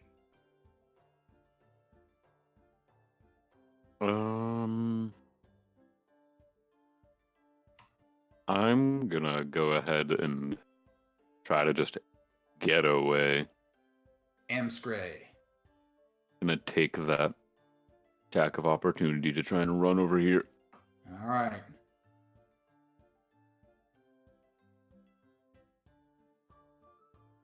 I'll give you a tongue lashing. He is at disadvantage as this is a ranged attack that he's trying to do while you're within melee range.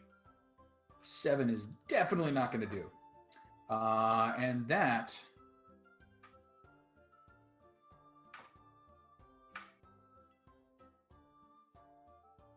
is going to bring us around to Splesh.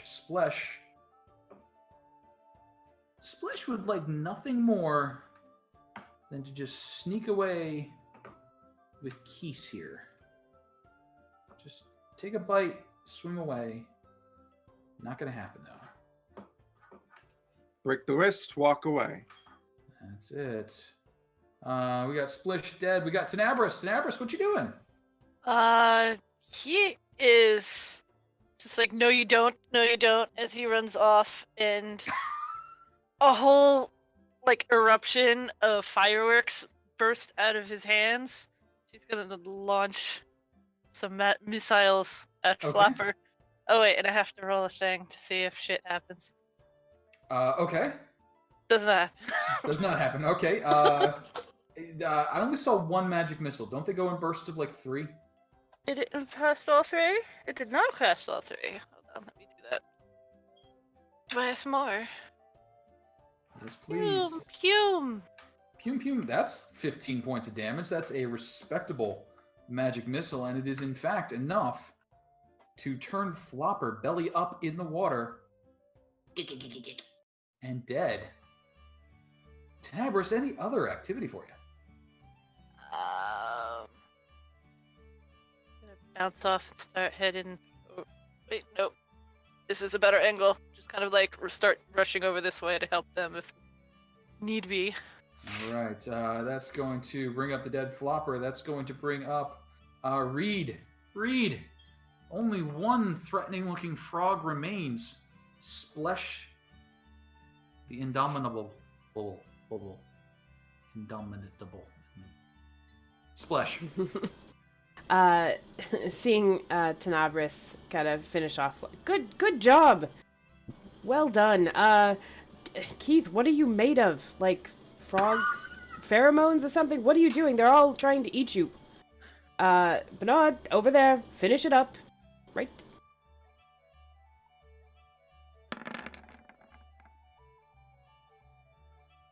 $11 is enough. Oh, thank God. Skimming by.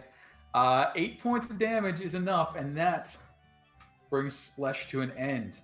The other small frogs scattered around the area have hidden during the battle. And out in the depths of the pond, you see a ripple and disturbance in the water as something big kicks away from the surface, diving down deeper away from the obvious danger that you represent. Congratulations, you've cleared the pond. But to the south, you can see a path has been hacked through the underbrush based on where the corpse of the goblin was found, ejected by one of the frogs. You suspect the goblin came from that direction, and the path is a bit wider than the one you've been making yourselves for a single passage. You would think either this goblin has been back and forth to the pond several times, or a larger company of goblins and other such creatures lie to the south. You take a quick look around the pond, evaluating. Your mentors have told you about loot and treasure and things like that, but unfortunately,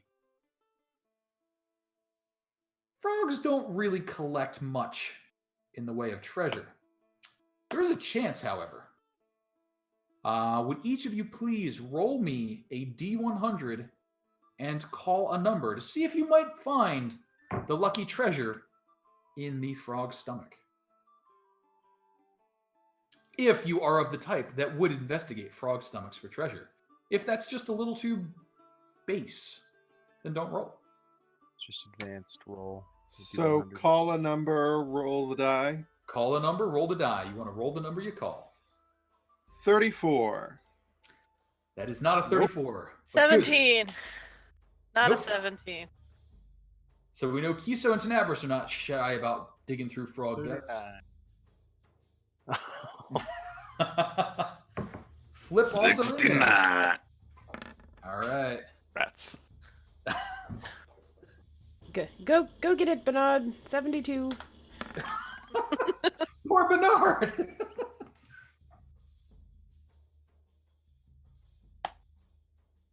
Reed, you need to Just teach while me he's that doing the spell with all the academy. colors. Can you teach me? Can you show me? Can I see? Well, you've got enough colors at the moment. If I am able to do it again, perhaps we can study later. But right now, dead path? What's that up there? Aha. So what is that up there? So let's do a little screen switching here. And bang on, before I do that, let me make sure this is the way I think it is. All right. It should go all black. Oh no. Oh no! Not all black? Sure is dark in here. It sure is. For a moonlit night, it's suddenly very dark.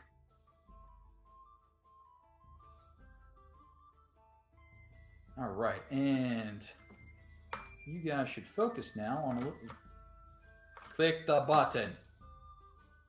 Ping. Ping. All right, you guys should see a little bit of grass and a little bit of trees. I think. Sure do. Indeed. And now, try and do the fancy stuff. Beep.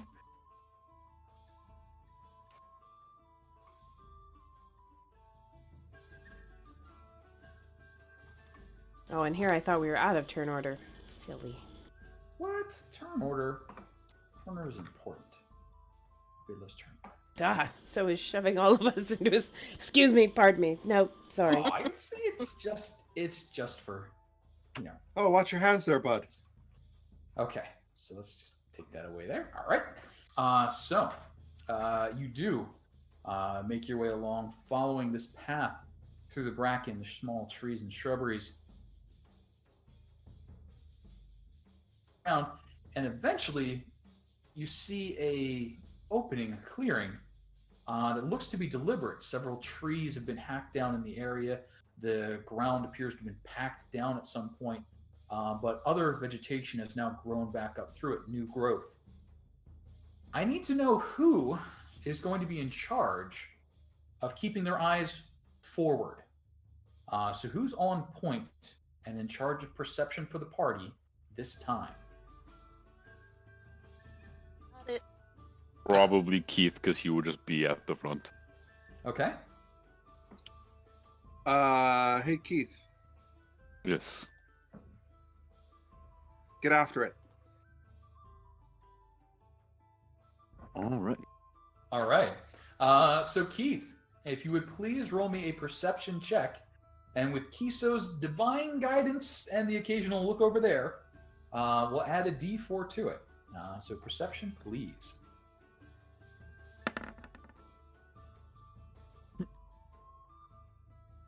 18's a really good number.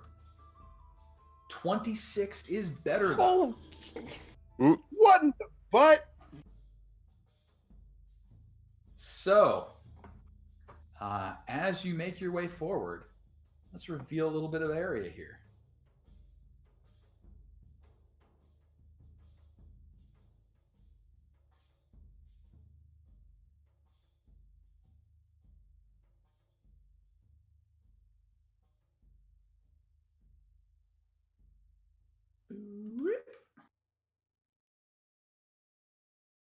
Cha-cha. whoa, okay.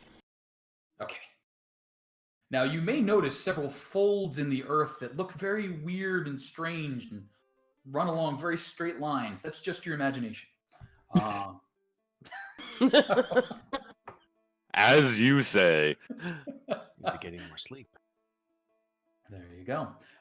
So you've made your way through. It's been maybe 5 to 10 minutes since your encounter with the frogs. This area opens up, and ahead of you to the north, you can see a fairly sizable clearing carrying forward. In fact, you can actually see all the way.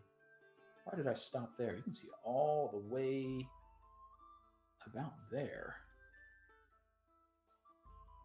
And then a little bit of that. Maybe a little bit of this. The angle there. So you can see ahead of you, opening up to the north, fair-sized clearing. Trees have been chopped down. Looks like maybe at one point someone had even planted a field here, but that's now grown over and is coming back to the wild. But you can see just around the clearing, a bit to the left, through some trees and bushes, the remains of an old building, an old construction. A wall 6 feet high. Looks like maybe it was a little bit taller, but the top's crumbled in a bit. And just over that wall, you can see the tip of a tent line. And the tent material looks fairly new. It looks like, unlike the structure that's obviously fallen down decades ago, this tent can't have been strung more than a few days or weeks, or would have been weathered and knocked down by now. It's fairly quiet in the area. Not a lot of noise, not a lot of animal sounds, unlike some of the areas where you're passing through. You'd hear birds, you'd hear squirrels, and that sort of thing. But you do hear a quiet crackling sound, like a fire or a torch. And you can see a glow coming from off in this direction. But the tree's blocking your view, but you can see lit up on the tree line to the north and some of the building, that orangey glow of fire. What would you guys like to do? Let's investigate. Well, pitter patter, let's get at her. I forward march. Okay. Now, fire is usually an indication of some form of intelligent life. Are you approaching openly? Are you being sneaky? What are you doing? Keith disregards all stealth. Intentionally, or At this point, yes. If you're gonna fail, you might as well own it. So Keith begins, just kind of plotting out there, while others take a more circuitous route. As you start moving your way through, I'm actually I'll ask nearest to me, Tenebris, hold on a second. And Reed's eyes go white, and he sends Bernard out and up just to kind of take a survey, probably like over this way, just flying over to see if there's anything better to be seen from high above the trees towards the tent area. Sure. I can see through his eyes. All right. And as you start to see through his eyes, as you send that owl into the air, you hear,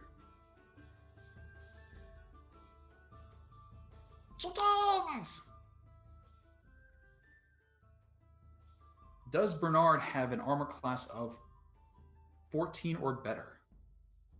Hold on, please. I sincerely hope so. He does not. He does not. Does he have more than 4 hit points? He, does not? No. Right. Decidedly no. Bernard, no. A twang and a little as your familiar just pafts out of existence in the air, and a short bow arrow wobbles and then falls. And you hear, "Oh, where's the chickens?" I want to say that Reed would be able to control himself, but this is probably the first time that Bernard has died on him. So he would unfortunately probably, at least shout out a little, "No!" All right. As you shout out, as he no, runs this way. Hey, wait, shouldn't do that by yourself. Wait. Kind of like grab the robe. you see crouched in between the 2 boulders a small goblin. He's attired in the most disreputable fashion. You've loincloth, but that implies a lot more coverage than is probably happening. He is, however, carrying a rather wicked-looking scimitar and a functional, as has just been demonstrated, short bow. He's looking up in the air, and then down is,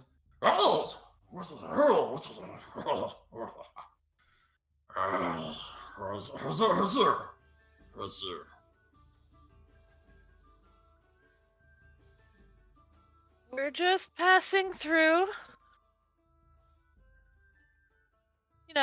Exploring new areas we've not been before.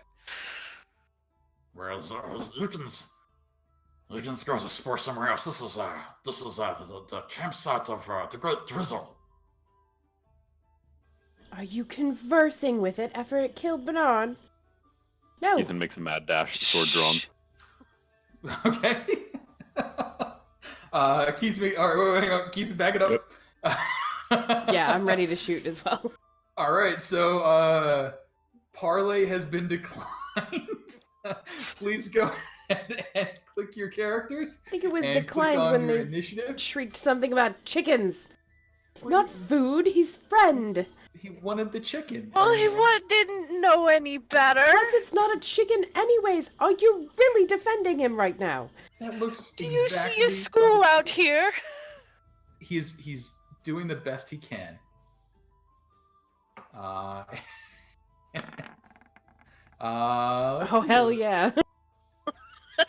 Wow. Better Reed than is- Tenebris.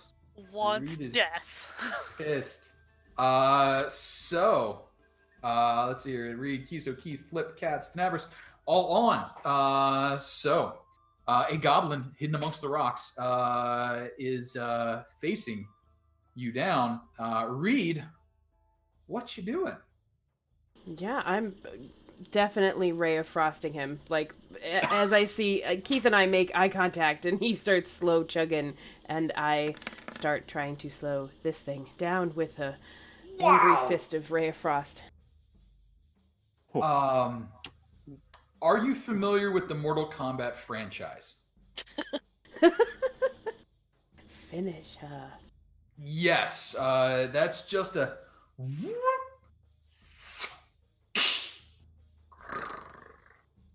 As Cats the Goblin is utterly destroyed by your ray of frost. Reed mumbles something about chickens. Now, you realize that his positioning, the indication that this is the camp of the Drizzle, that there's probably more goblins. Pretty sure we probably could have tried to talk them out of murdering all of us. Maybe not. I mean, that's a debate for another year. But there are probably more goblins. However, they don't seem to have reacted to you yet. So, is there anything you all would like to do in this, let's call it a round where they're surprised?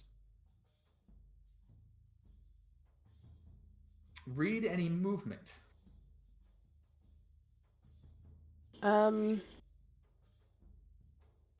Not at the moment, no. Okay. Kiso, you have moved forward a bit from where you were. A moment here, let's just do a little vision and reality check for you. So let's reveal a little bit more of the world because you can see on an angle. Yay, angles. Angles! And you can see, now there's a wall in between, so you don't have a lot of detail on these folks right here. But you do see the tent, you do see that fiery glow, and you can start to see some movement happening, some shadows being cast around, most likely by goblins, preparing and trying to respond to this noise that they've heard. But what are you doing from where you are?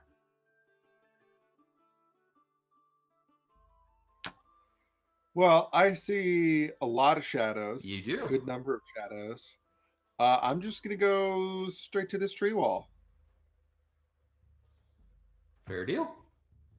And just be cautious for a moment. Be cautious. So there's a particular action you can take in the be cautious range. It's called the dodge action. Sure Dodge. is. I'm taking that action. Dodge action will give any attacker disadvantage until the start of your next turn. So any attackers will have disadvantage on Kiso. Keith, what you doing there, subtle guy?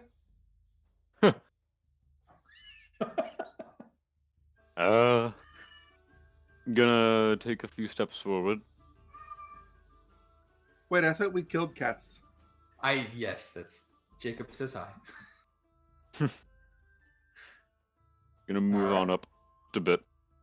Okay. And ready to shield, also take the dodge action. You got it. Dodge action. Any attackers will have disadvantage on you. Somewhere in there is where I clicked the first time. Come on, get it, get it. Nope, of course not. And flip. Okay, question here. Yeah. I have this thing called actor. Mimic speech, apparently. Mm-hmm. I would like to move to where Katz is and mimic his speech and yell at the goblin. Okay.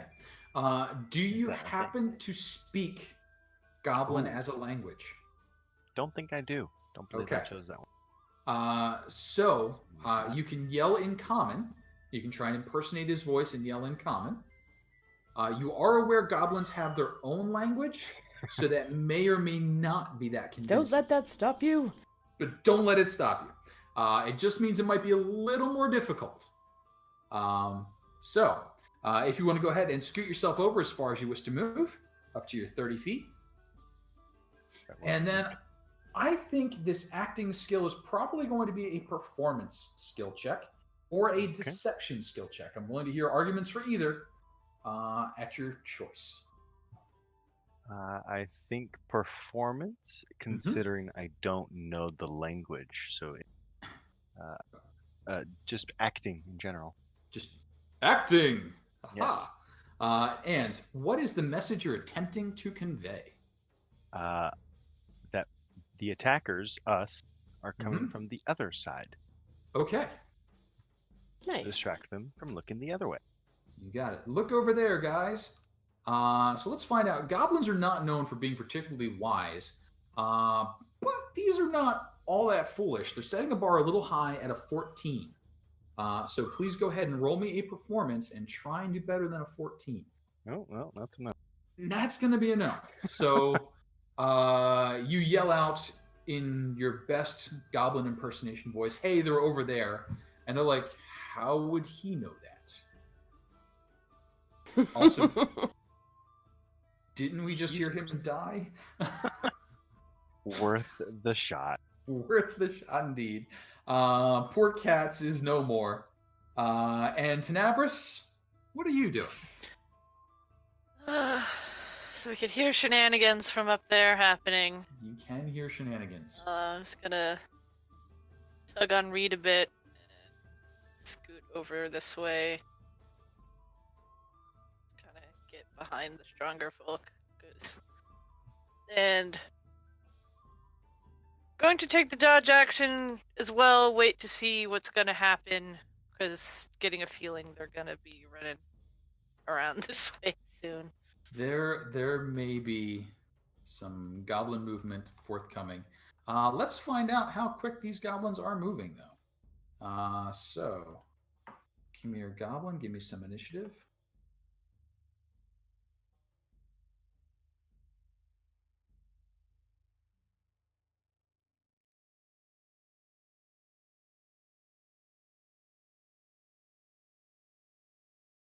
Do-do-do-do-do.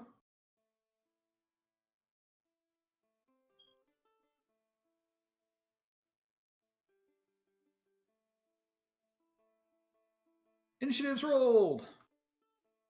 Descending order. Reed, you're still really fast. I'm really pissed. It's What you ridiculous. doing, Reed? Okay, so the tree line extends around this corner, right? You can kind of cut through if you really felt like it. Okay. I mean, there's a tree there, but there's gaps in it. So, but anything out here is free and open space, correct? Sure. Yep. Absolutely. Okay. All right. I will. Maybe I'll regret this. But I will try and let I'll try and let Keith know. Look out where you're walking, 'cause this is going to hurt somebody quite a bit, hopefully. And it will be Grease.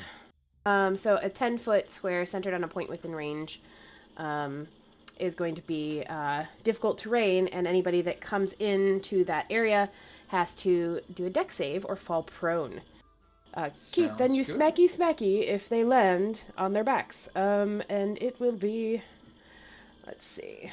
So please grab the old paintbrush and draw me some Yeah. grease. And read anything else. Just moving back over. A little bit more behind Flip. Sounds good. That's going to bring us to Kiso. Kiso. Tell me more. Tell me more. I think I am just going to Wow, that took you a get few while. right up next to Keith, and again take the dodge action. Okay. Kiso is in defensive mode. That's going to bring up Shower. Shower. Rushing forward on his stubby little goblin legs. Cannot quite see. So just preps there. Well, actually, I also get the naming convention. Well, I get it. We'll actually take the dodge action because that seems like the thing to do. Ravage and Ripper waiting for their riders. Hail. Gonna use half the movement. Step up. And then start running. What did cats do to not be named the same as the rest of them? Think about it. Think about There's it. a cats I and hate a dogs. There you go. Let's see here. That's going to bring us up to Flurry. Half the movement on Ravage. And then Ravage on the run.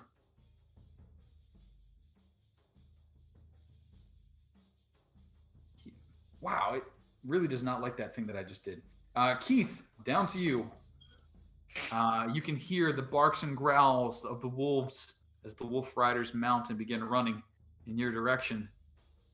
What you got? We're gonna move on up to the edge of the grease. Mm-hmm. And gonna take a dodge action.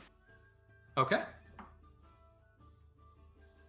That's going to bring us up to dogs. Dogs.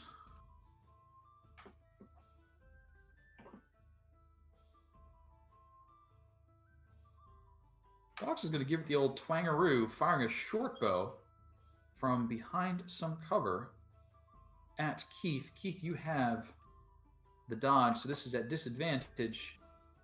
An 11, definitely no. Flip. What you got, Flip? Oh, well. To do some bardic inspiration on Keith up there, since I'm the front line. You got it. Bonus action, Bardic Inspiration. Keith, you now have a d6 which you can roll to help with attacks or saving throws. Alrighty. Flip, you still have your action left and movement. Going to move slightly over here, and that'll be that. Okay. And that's going to bring up good old buckets. I don't know what my turn tracker's doing. It's going berserk on my screen, but pretend that's not happening.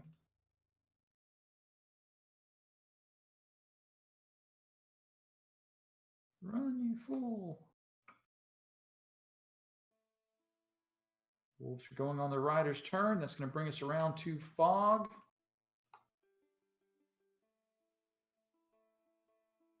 Fog's going to get far enough. It's weird. That he can actually take his shot. Short bow at Keith. Disadvantage.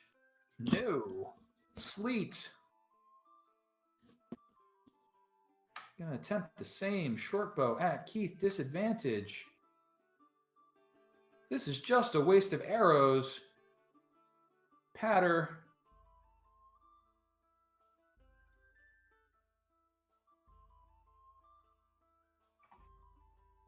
He's scimitar in hand. He is on dodge mode. Drizzle comes chunking along.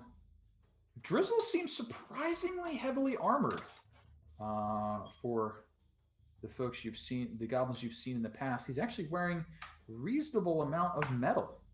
Tenebris, though, what are you up to? Probably some sort of bad life choice. They're the best kind. Aren't we all? Gonna scoot up this way. Okay. He's gonna trying to put himself in a place. I think I'm just gonna take the dodge action right now. Okay. Has a plan, but holding my. He's kind of out in the open, so he's being a little bit more defensive. All right. That's going to bring us round to Reed. We can see dogs up in the corner, right? You can see dogs coming at you through the trees. They're going to be rounding the trees rather than going through them, but yes, you can see the dogs. Oh, sorry. I meant that dogs. Oh, that dogs. Yes, you can see dogs. Yes, dogs was shooting at you. Oh, For Keith. that bastard. How dare? How dare. I mean, it was. How very dare? It might have been a warning shot. Okay. The chicken. One last question. If I move here, can I reasonably see Patter from here? Yes. Okay. Then, that being the closest target, I will shoot at Patter. Not Patter. 21 is a hit, and Patter did not have 8 health points. Patter has been silenced. And he'll just yell out, call it off. That's 2. And he'll back up.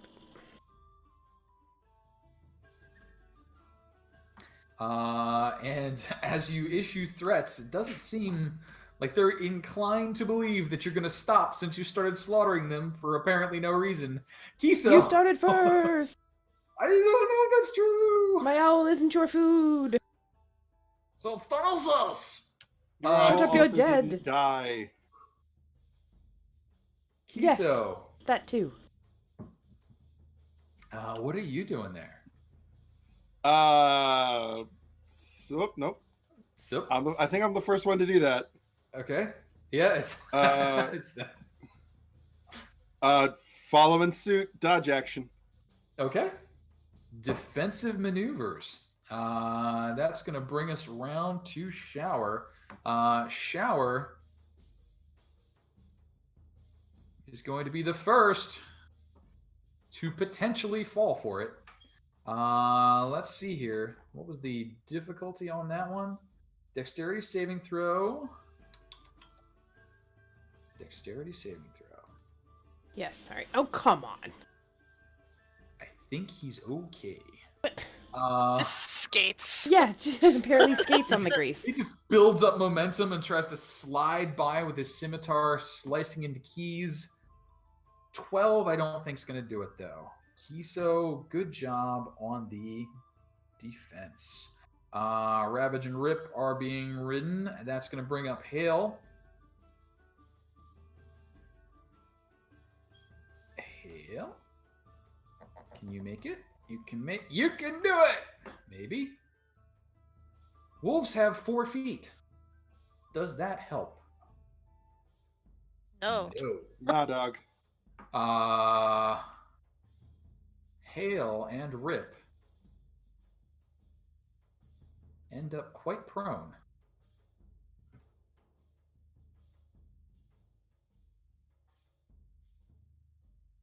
They've fallen and they can't get up. That's going to bring us to Flurry.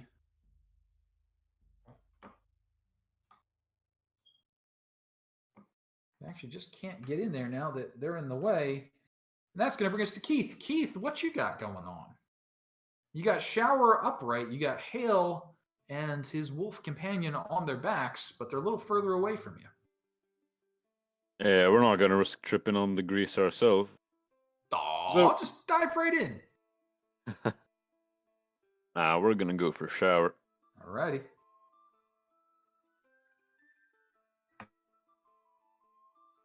Actually, I forgot that I have javelins to toss. We're gonna go ahead and throw a javelin at Hail. Okay, Hail is prone, which means because you're throwing at him from a distance, you have disadvantage and advantage, which cancel out to normal. So it'd be a normal attack hand-to-hand on Shower, or a normal attack ranged at Hail. Why do I have disadvantage? You're more than 5 feet away from someone who's prone. Oh, okay. I didn't know that was a thing. Sorry. The prone condition, which is why if you're ever in a combat situation, you want to get, fighting someone ranged, you drop prone. It does give the attacker disadvantage. Ah. But it's not good to have laying on the ground right next to someone. Right. Alrighty. In that case, yeah, we are just gonna swing at Shower. Sure can.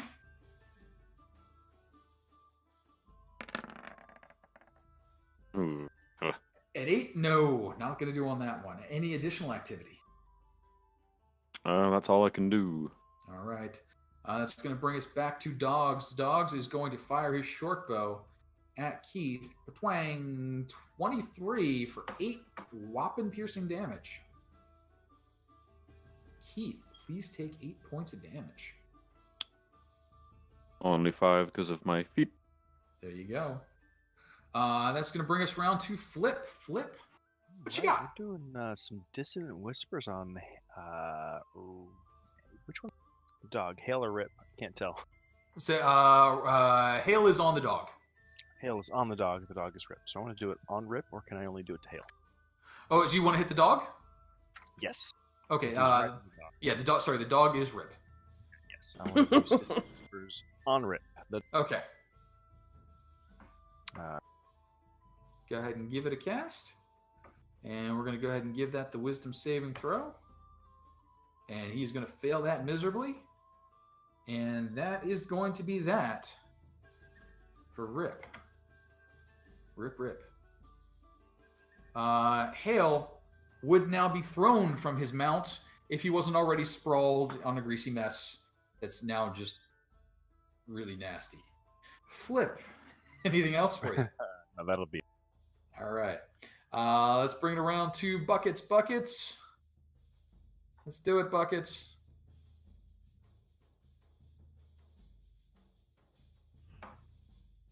Let's see that dex. Yeah. Come on. Buckets right up on Keith with the scimitar attack mounted. 16, Keith? That will not hit. That will not hit. Buckets, you failed me, buddy. Good try, though. Good try. Rend is being ridden. Fog is up there. He's just going to lob another short bow round down at. He's going to aim for Kiso this time. Kiso, did you take the dodge action? I think so. Yeah, I did. Yeah. I believe you did, which is really good because a 9 is a miss. That's going to bring us up to, let's see here, we got you. What did I just miss? That was Fog. Where'd Fog go? I think you have them standing on the same square. I do. That's odd. Fog and Sleet. Okay. So Sleet, you're going to fire down. Sleet, you like to look at Keith. He's big. He's tall. Easy target. 15, Keith? Does not hit. Does not hit. Patter is deceased. Get off my turn order. Drizzle is rushing forward. Chugga. I don't know what's going on with the pathing here. We'll figure that one out later. Tenebris, what you got? Okay.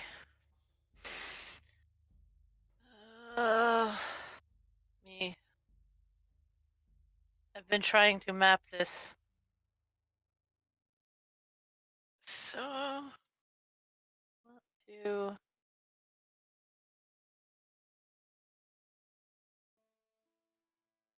Okay, I think if he goes here, wow, thingy. Okay. Okay. Actually, no. This a cone. I'm working cone ways. Okay. Would this be Sure. 15-foot cone? Yep, we can do that. Okay. So he's going to take a little bit of colored sand and hopefully blind these guys. All right. 15-foot cone originating from you. Dazzling ray. 76. 60. Yes, please. Please roll me 60 60 10. tens. Boink. That is 38. 18. 25. Okay, so the only one that is not potentially affected will be Drizzle. All others...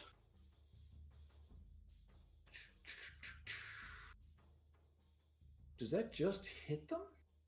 I don't see a... Yeah, I do. So I'm not going to mark them all blind, but they are all are blind. So oily, colorful, blind goblins and wolves sprawling about. Tenebris, any additional activity? I was going to scoot back this way, so that was 5, then 10, 20. And Just Flurry and away Ravage- for now. Flurry and Ravage cannot see you to harm you, so they cannot even take their attack. I don't think he was. I don't think he was right up on them anyway. You're good. They were there. He was there. Reed, what you got? Look, you have your own pretty colors. That was great. Sorry, Keith, that it was supposed to be helpful, and it's turning into such a mess. And looking up, I can see that Drizzle wasn't affected, and he's the only one looking around that can still kind of see. Yes. So I will shoot at him. Okay.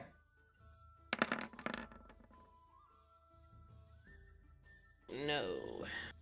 A 10 will not strike. Drizzle the Magnificent. And that is all I can do besides cower back here. All right. Kiso. A lot of blind goblins in front of you. I have a decision to make, however, Okay. because there's a friend of mine right next to me that is quite hurt. There is a friend of yours. Potentially. I mean, are you guys Ally. friends? Ally. There is your tank Let's be right in clear. front of you. That is very. That, let's be clear. And as a good support, I'm gonna have to cast.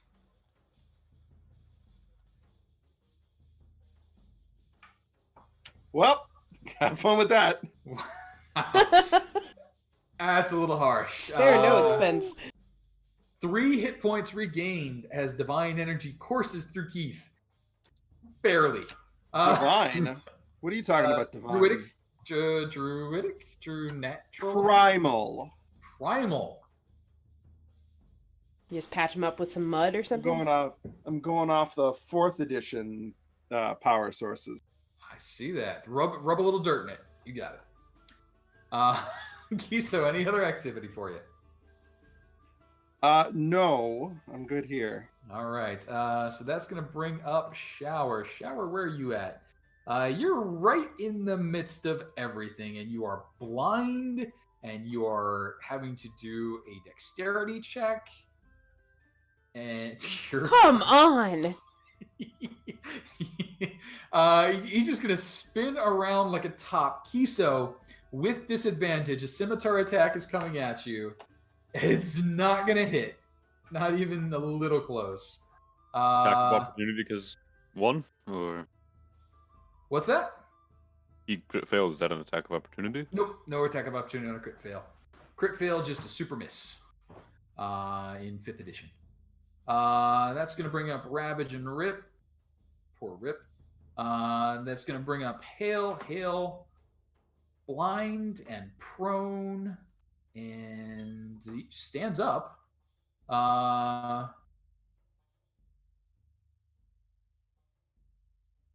And I'm going to say he's going to manage to stagger forward blindly and just take a swipe at Kiso. 18 Kiso? That'll do. Blind Goblin. He's right twice a day. 5 points of slashing damage on Kiso. That's going to bring us around to Flurry. Flurry going to try and get through this mess and out the other side. Where you at, Wolf? Do it up. No. Ravage just joins the pot. And Keith. A lot of blind, oily, bad things happening. All right. He is just gonna slash at buckets right in front of him. Okay. Is that advantage? You do have advantage, Bro. absolutely. Right. For many reasons. Yeah. 18 is a big hit, and 11 is enough to put buckets down. Where'd you go, buckets? Buckets is no more. And Keith, any other activity for you?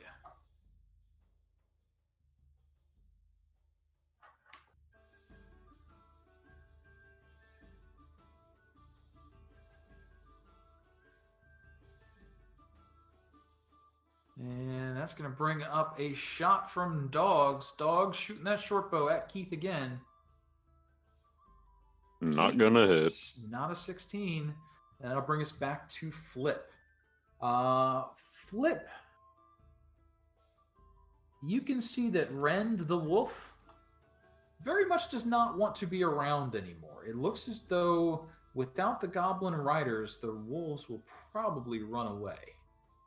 So I killed a wolf for nothing. Oh, Well, poor guy. Oh, it rip. It did take Rip did for take him rip. out of the fight earlier. All right. Flurry. No, wait, no. Drizzle. Drizzle's up here. He's still looking visibly visible. Yes. Let's mock him. Shall we mock him? We shall. And he is going to attempt to shrug this off. He does not.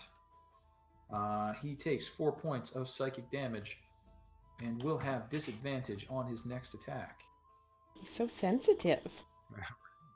Sometimes you just have a sad day.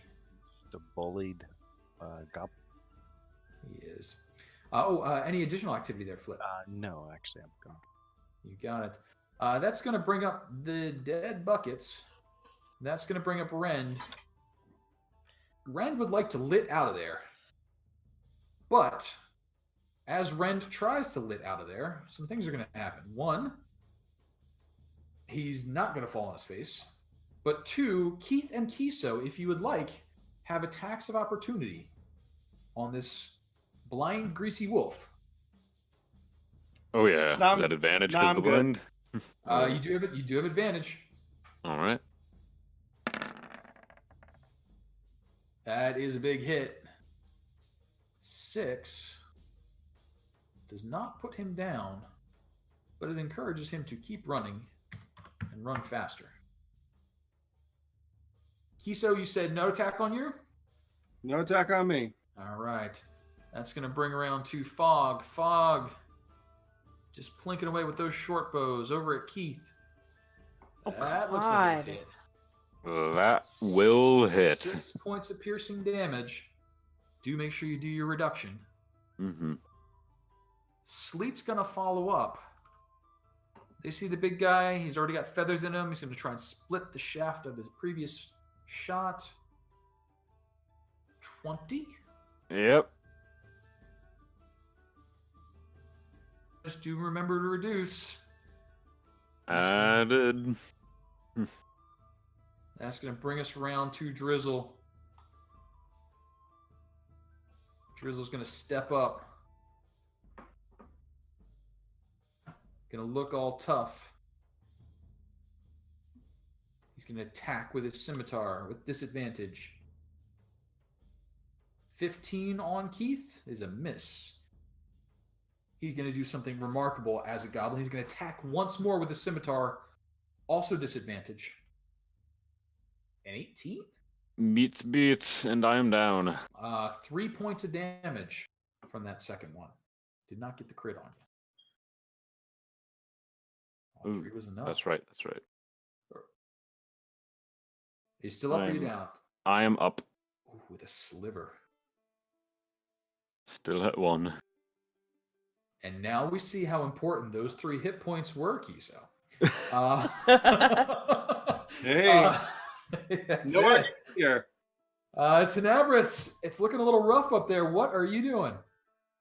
Seeing that Keith is getting pounded on, going to go back to the tried and true. Maybe not so much. Try. True fireball. Tried, but was not true. And is a miss. Tenebris, anything else for you? Gonna keep staying back a ways. Okay. Just fire at things. Reed, how about it? What you got? Going for Drizzle. Going for Drizzle. Leave our tank alone. That is an excellent shot. Or I'll give you a slight chill. And that's it, besides more hiding. All right, he is struck for 3 points of chilly damage. You can see he turns to look back over his shoulder and then down at the corpse of Buckets, and he looks extremely disappointed for some reason. But Kiso, What you doing? I do not know. Okay. I've got a goblin to my north and my east. Yes. Yep. Which are either of them still blind or no? The blindness would have just worn off, I believe. Correct, Reed? Great. The blindness? The blindness would have worn off on. I might have made that actually last a little longer than it should. Tenebris. Turn. Yeah. What? Blindness Blindness. wore off on your turn. It's one round. Let me look. Yes, 1 round. Okay. So the blindness has worn off. Cool. I guess I'll just hit. Has shower been hit yet? I can't tell. Shower is not hit. Shower, hail, and flurry are all intact. Drizzle has been hit, but he seems a sturdier sort. Yeah, well, I'm gonna cast Shillelagh again, and I'm gonna hit shower. Okay. Yes, you are. Very much so. So hard, in fact, that Wow. not a person anymore. Wow. So it just you smote him. Kiso, any additional activity?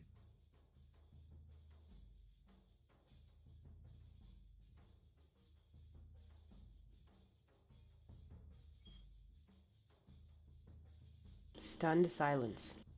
Uh-oh. We've killed him. Well, he killed him. And rips out of it. We're going to assume that was all for Kiso. Scoot along a little bit here. Ravage is there. Hail is still alive. Oh, sorry. I thought I said I was done. Oh, no, sorry. That's totally okay. Hail I was, though, so you did well. Hail is going to take a slash at you, Kiso. Hail 16. Meets, so beats, and I'm down. And down. Getting a little hairy in here. That's going to bring us to Flurry. Flurry. Gonna have to deal with some oil still. He's okay. What? Stop it. Stepping up and out of the oil, stepping alongside Keith, swinging that scimitar. 16 on Keith, I believe, is a miss. Yep. And that's going to bring it to Keith. Kiso has just fallen down beside you. An unconscious character is in danger of dying. You can heal them, which will bring them back to awake and fighting condition. You can bind their wounds, which will have a chance of stabilizing them so that they don't die.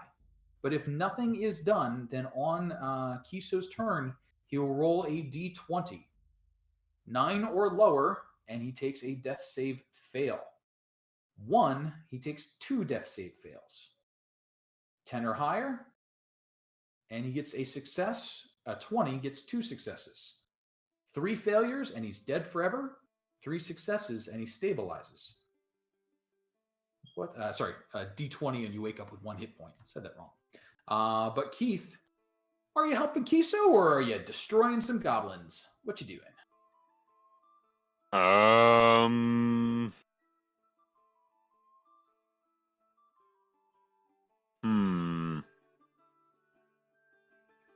He's gonna, and how awful the situation is, he's gonna have to prioritize keeping himself up to keep the others okay, and he's going to use lay on hands on himself. Okay. I see how it is.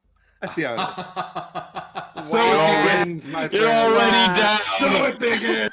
You're already down! I healed you first! Hey, I need to be alive so all the squishy casters don't go down. Alrighty. Keith, please lay on hands for yourself. Healing ability. And apply as many of those hit points as you'd like. Keith, any other activity? That is my action. So Alright. I'm playing too much Fallout. All I see is Kiso remembers this. That's Telltale Games. That too. Alright. Dogs is out of arrows and has to run up scimitar in hand, but cannot get close enough. Flip. What have you got to do? Ooh. Let's see here.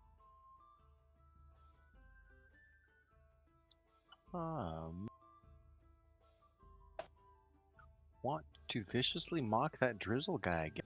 He seemed a little sensitive last time. He did seem sensitive. You are killing it with vicious mockeries. Wisdom saving throw, Drizzle. No. 4 more points of damage to Drizzle. And he will be at disadvantage on his next attack.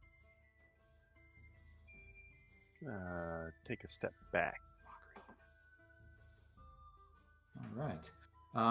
That's going to bring it around to Rend. Rend is out and away. Off the screen, that's going to bring us to Fog. Fog, also out of arrows, starts rushing up. They've seen enough of this slipping business to know not to walk there for now. Sleet the same. Oh, come on. Yeah, there's a lot of oily bodies in there right now. They've sort of figured it out. Drizzle, however, has figured out that he'd really like to knock down this big fella. And swings his scimitar with disadvantage. A 5 is not going to do it.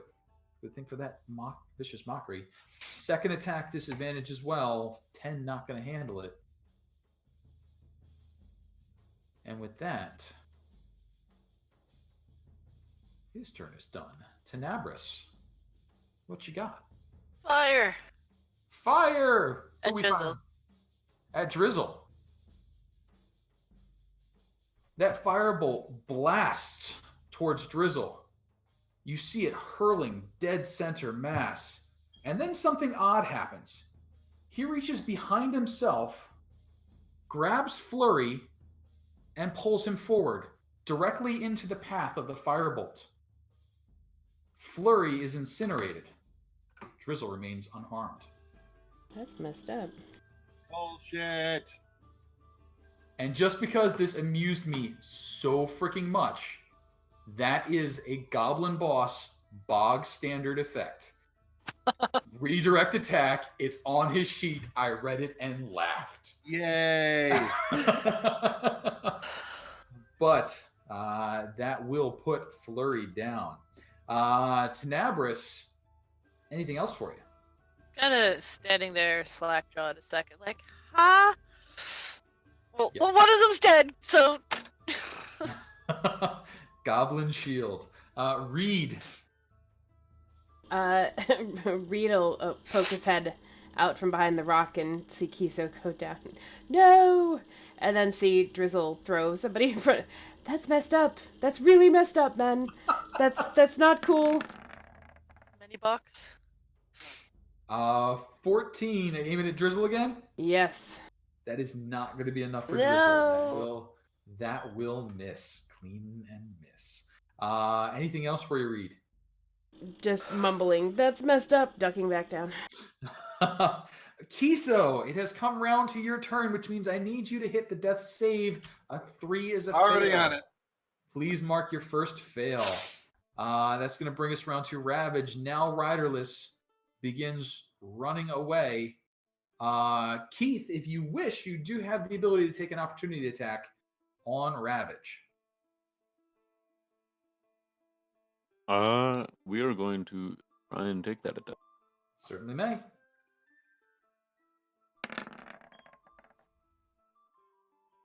$15 is a hit. 8 is enough. Ravage dies sliding to a stop. That's going to bring around Hale. Hale, who is now free to move back towards the squishy people, rushing, scimitar waving towards Flip. Flip. Flip. A 24 is probably going to hit you, and that is a crit. They do 11 points of damage. Do you have more than 11 hit points? I have not. Okay. That will render you unconscious as Hail the Goblin rushes forward. That's going to bring us over to the dead Flurry. Flurry doesn't get to do anything. That's going to bring us back around to Keith. Keith, you've got Drizzle, Dog, Sleet, Fog, and Hail. But your party's also getting very scarce. What you doing? I would like to try and grapple Drizzle and throw him into the grease. Okay. You know what? Let's make that a normal attack roll. So it's a normal longsword roll, and we'll give you the push if needed. All right. Ooh. Wowzers. That would not have worked in any fashion. So that's just a clean, could not get a handle on him for the grapple or for the sword. Keith, any additional activity for you? That's a negative. Okey-doke. That's going to bring us around to Dogs. Dogs is going to step up. Dogs the Goblin. Scimitar on Keith. Dogs. Yep. Wowzers, Dogs. I don't think he's missed no this damage. entire time. Like, what? 3 points of slashing damage. Thankfully, Keith does shrug it off. But that's going to bring us to Flip. Now, Flip, you haven't had a stabilization yet, so I need you to click on your sheet where it says Death Save. And whereabouts? Middle-ish, upper right-ish. Should be a couple, six little check boxes. You got it. 12 is a success. Please mark off one success if it did not already. Yeah, thank you. You got it. Keeping alive. That's going to bring us to Fog. Fog's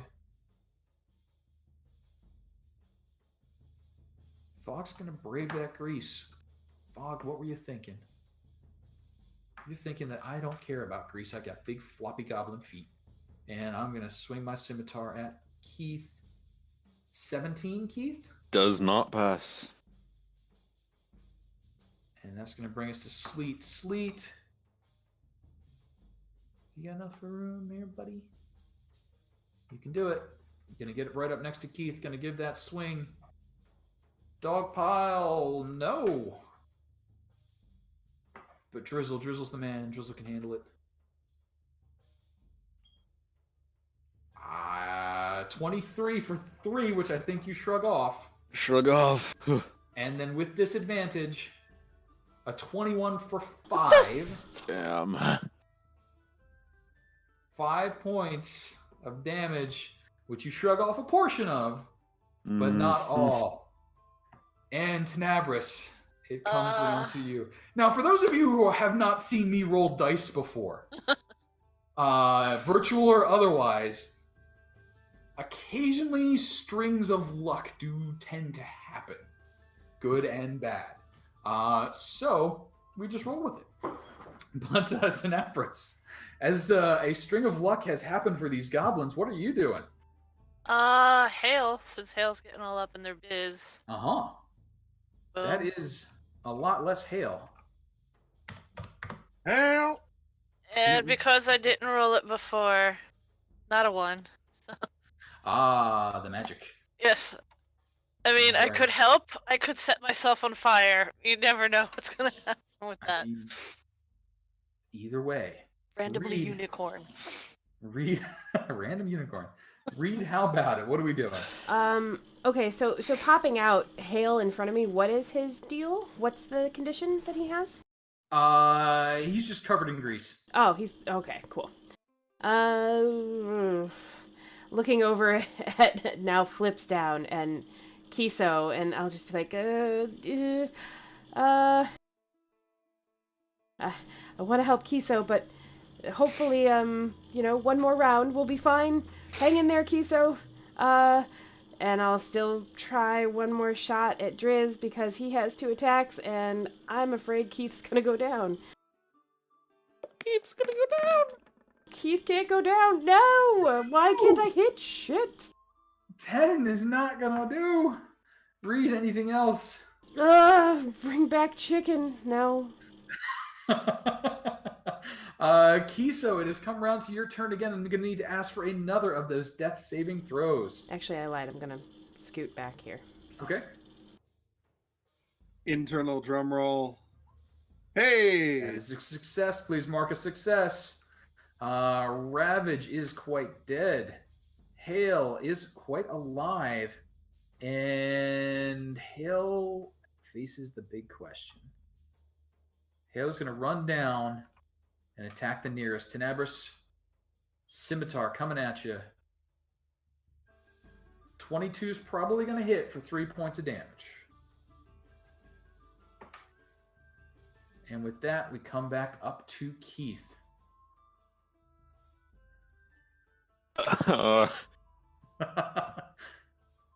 Keep shrugging. Keep shrugging.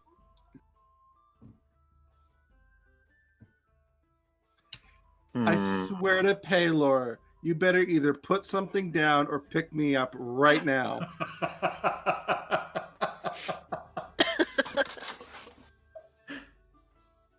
Like, if you don't get a kill this round,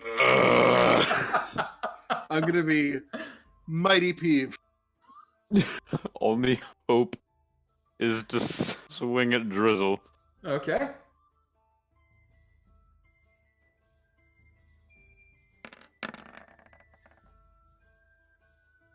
Wow. 18 Oh, is a hey. solid hit.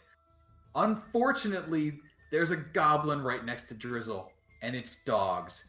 And he just pulls Dogs right in front of himself. And you destroy Dogs. But Drizzle remains. Still counts. I'm not upset. Keith, any other actions for you?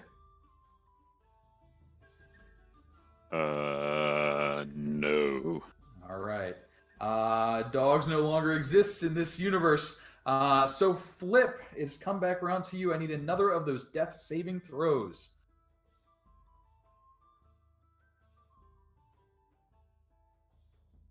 Okay, let's see here. Oh, well, 6 is not as bad as it could have been. Please mark 1 fail. okay. And that's going to bring us up to Fog. Fog is standing in the grease still. Fog is... What's your DC on that grease? DC is 13. 13. He makes it. Floppy goblin feet. Good on grease. Scimitar attack on Keith. Shrug it off. 22 that he shrugs off. That is the most use I've ever seen out of this feat, Keith. Those are also the most 20s I've ever seen you roll. Honestly. Holy shit. That's going to bring up Sleet, who's also swinging for Keith. Scimitar, here we go. No. There we go. Some single And that's digits. going to bring up the man, the myth, the legend, Drizzle, the multi-attacking goblin. First attack, standard attack. No. Disadvantage. Yes. Shrug it off, For though. 3. Yes. He is a tower of iron who cannot be assailed by these skimpy little scimitars. Tenebris, however, was assailed for 3 points of damage. Please make sure you had marked that one off. And then, what you doing? Ow. Yeah, also out. Magic still counts with the if they're right up ons. It's a disadvantage. If it's a ranged magical attack, then it is disadvantage. Yeah. So yank a dagger and just try to stab it in his throat. Okay. Stabby stab. That's a stab. Where was this dagger this whole time? Hale drops dead like, what the? Tenebris, anything else you're doing? Just kind of never stabbed anything to death before. I mean, it's a mess. I mean, it's not a pretty thing. Just having a moment. Be okay in about 6 seconds. As your 6-second timer starts, Reed, what do we got?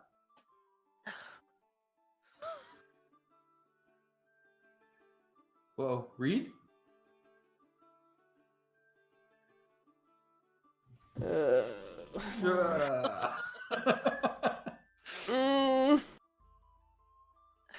Okay. All right. Seeing Tenebris in front of me just stab something. All right. I'll move into a better position to save friends next round. But still, this is the last time. Please, God, just drizzle. The bolt shoots towards Drizzle. As it gets close, you see him reach out towards another goblin, but his hand falls short. He's already used his reaction, and he takes 8 points of frosty damage. But it's not. Why are enough you to not an kill X yet? How are you not an X yet? Boo! Still upright. Read any additional activity. I'll just take my last 5 feet and be like, no, that's it. Kiso. Death saving throw, please. This could go poorly. It went poorly.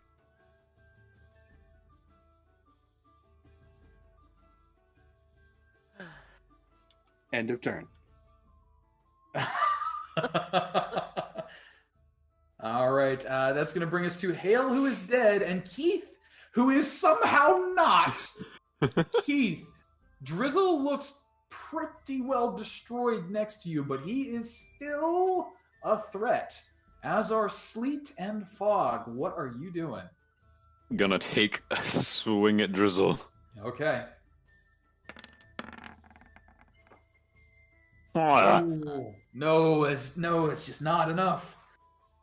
Which is going to bring us down to Flip. Flip, I need one of those death saving throws from you again. Ooh. Please mark a success. And that's going to bring us up to Fog. Fog would like to put an end to this. Scimitar at Keith. Nope. Your 14s is not good enough.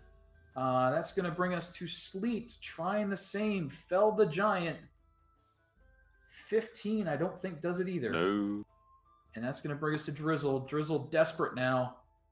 Shuddering and shaking from his freezy blasts. Standard attack. Disadvantage attack. And Tenebris. Party has survived another round. What are you doing? Pulling himself back together Okay. to shoot some fire. I think at Sleet, Okay. just to try to hopefully get it. That's not what I wanted. This button here. 13? A 13 is not going to hit. Damn it. I'm gonna Very start close, but not enough. Scooting up this way. Which will bring us round to Reed. Reed. Flipping Kiso. There's a lot of blood. They're not dead yet. Yeah, what are you doing? Seeing more blood likely spurt out of Kiso's body, he'll oh shit, tiptoe run over this way, shit.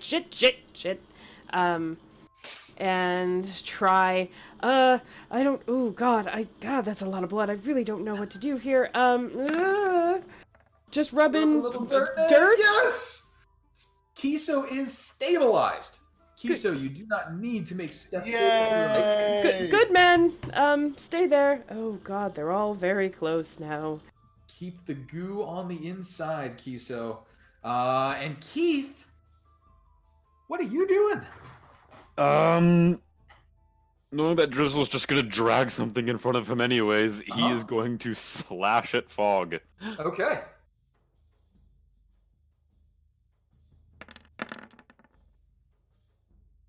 Eleven's not going to attack Fog. Just not enough. Can't get a break.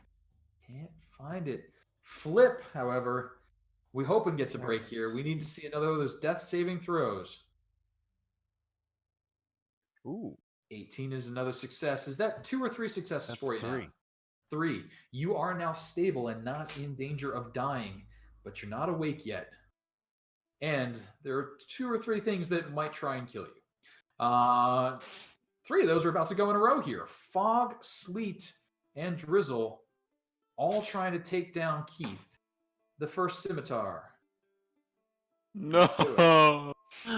And Keith Keith. falls. Falls. Fog dancing triumphantly atop his corpse. Sleet immediately takes the step over. No.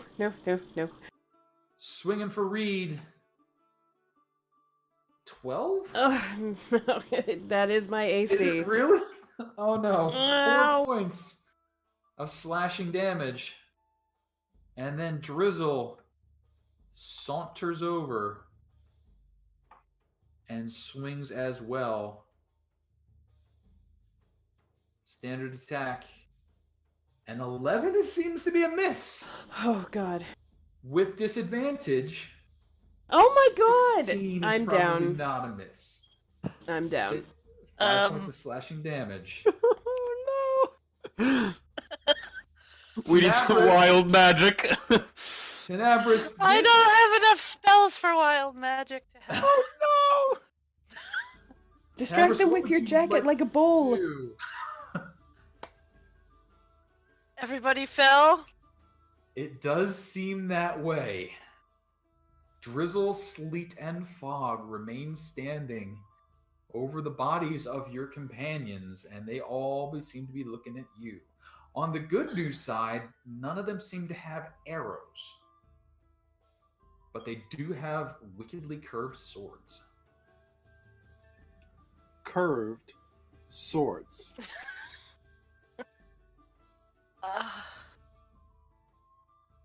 Flip looks okay.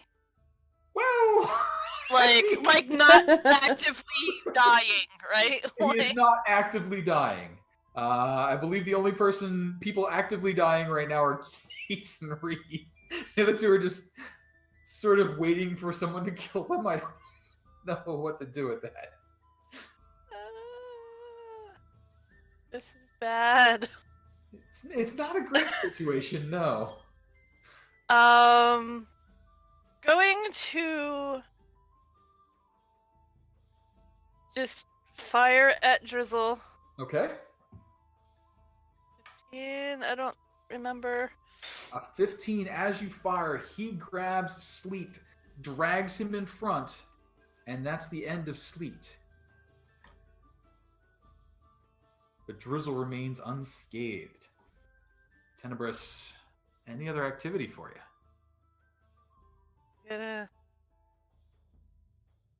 Gonna try to hold out as long as he can. Okay. Where is my thing? 30 feet. Run away, run away. Gonna run to there. Okay. So you're gonna take off running your 30 feet. Yeah. Just kind of like pay attention to what's happening. Well, Reed, I'm gonna need one of those death saving throws. 20 would be awesome. Not a 20, but it is a success. Kiso, you are unconscious but stable. Keith, I'm gonna need one of those death saving throws again. That 20 would be great right now. Not a 20. Flip, you are stable. Fog, you're gonna start running. And he's going to dash, and he's going to draw up, not on top of, right alongside Tenebris. Sleet, you are now dead. Drizzle is going to do the same. Tenebris, they are now alongside you. Yeah, that's not good. But they could not take any activity after that run. What are you doing? Still got that bloody dagger. You do still have a bloody dagger. Gonna go for Drizzle. Okay. Not so much. That is not going to be enough. Just run, if possible. Attacks of opportunity from these If two. you were to run, you would take attacks of opportunity. Just gonna try. Gonna try. Okay. As you take off running, Fog first swings at you. Yep. 14. That's enough to drop him. That's it? Yep. All right. As you take off running, Tenebris falls unconscious. And originally my plan was to have a break, a level up, and then I sort of coasted past that. And then you murdered us all? Is that what and you I meant? murdered you all is what happened. So what we're gonna do is draw the evening to a close here. As you are laying there unconscious, it seems odd to you that no one would be watching over you, that they would really just send all of you in here to die. Maybe they did, maybe they didn't, and maybe we'll find out about that the next time we have a free night for a one-shot. But for right now, you are either dead or in the clutches of nefarious beings. We'll find out if we ever decide to pick this one back up again at a later point. Did everybody have fun, at least, despite the run of luck that the dice had there? Yeah. Give me a T. Yeah, seriously. Give me a P. Give me a P. Give me a K. What's that? My first TPK. Woo! Mine too. In the years that I've been playing D&D, that's my first. Yep, TPK same. So, Flip, you too. Welcome. Welcome to Dungeons and Dragons. I hope you didn't get attached to your character and build a big It's not backstory. always this brutal. Well, hey, I was unconscious but stable, so I'm in the clutches. They're gonna have their way with me. he could be waking up to some sort of fantasy garbed sorceress who wants to do nefarious things to him. Could have a good time. Who knows? Could be worse. Yeah. I mean, there's all sorts of stuff. I mean, the fantasy garbed sorceress might be AU, and for those of you who are familiar with some of my other characters, you might not have a great time. Oy But vey. there we go.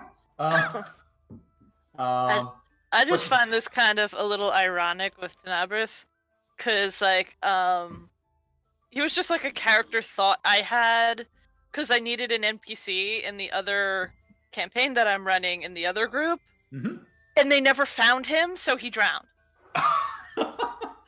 So he doesn't get to live ever.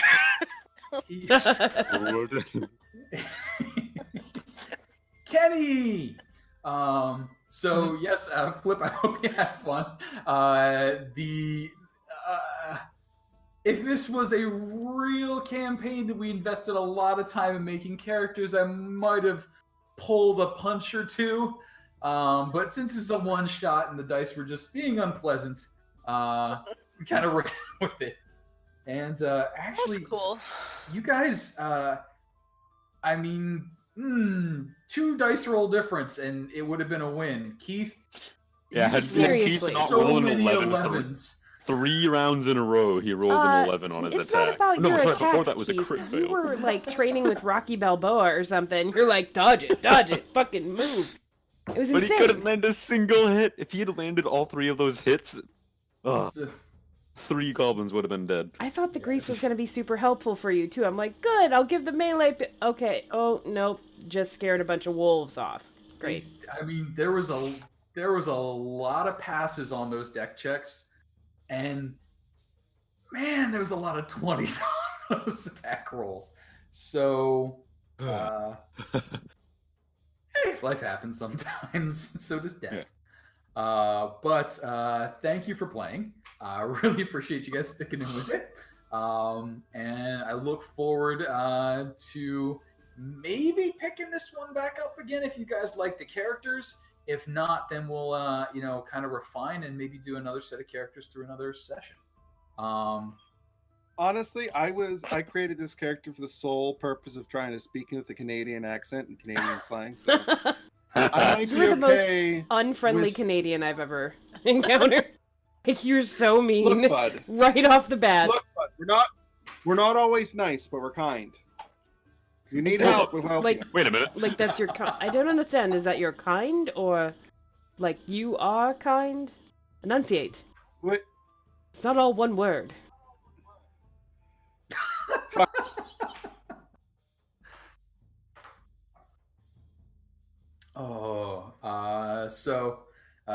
Let's see here. You guys did very well against the frogs. You guys did actually really well against the goblins up until that last little string. And tactically, you guys were sound. You made a nice front line. You put a defense in front of it. You're doing bombardment with your magic users. So, I mean, that was a textbook, well-run battle that just didn't go for you. Yep. Fate was not on our side. That's it. So, but congratulations on a game well played. Flip, thank you for jumping in. Please come back. Feel free to jump in elsewheres. We always have games popping up here and there. You got it. And for as much as you mentioned some concerns about doing some role playing, your character was coming through just fine. If ever you decide to attempt silly voices, you're more than welcome to. It helps to distract from my silly voices, which I really appreciate. Yeah, I didn't hear enough Goblin tonight, Casey. You killed him! What? He's the only one that sounds like a goblin? Come on now. They're not going to try and converse with you after the murdered hobo. Okay, again. Guy. You killed Bernard first. Even though he wasn't alive, it still meant something. It was a chicken. It was just not delicious. Delicious. How many chickens have you seen in the air? I think all of them? Plenty, actually. I mean, goblins are short, so chickens don't have to jump real high to be considered flying. It's an impression thing. But yeah. Well, thanks for running it. Appreciate Absolutely. Yeah. I could definitely use a break myself here. If you guys are retiring for the evening, go for it. If you want to chat later, I may be back. I need to go check and see how the Sambuca is doing and figure it out from there.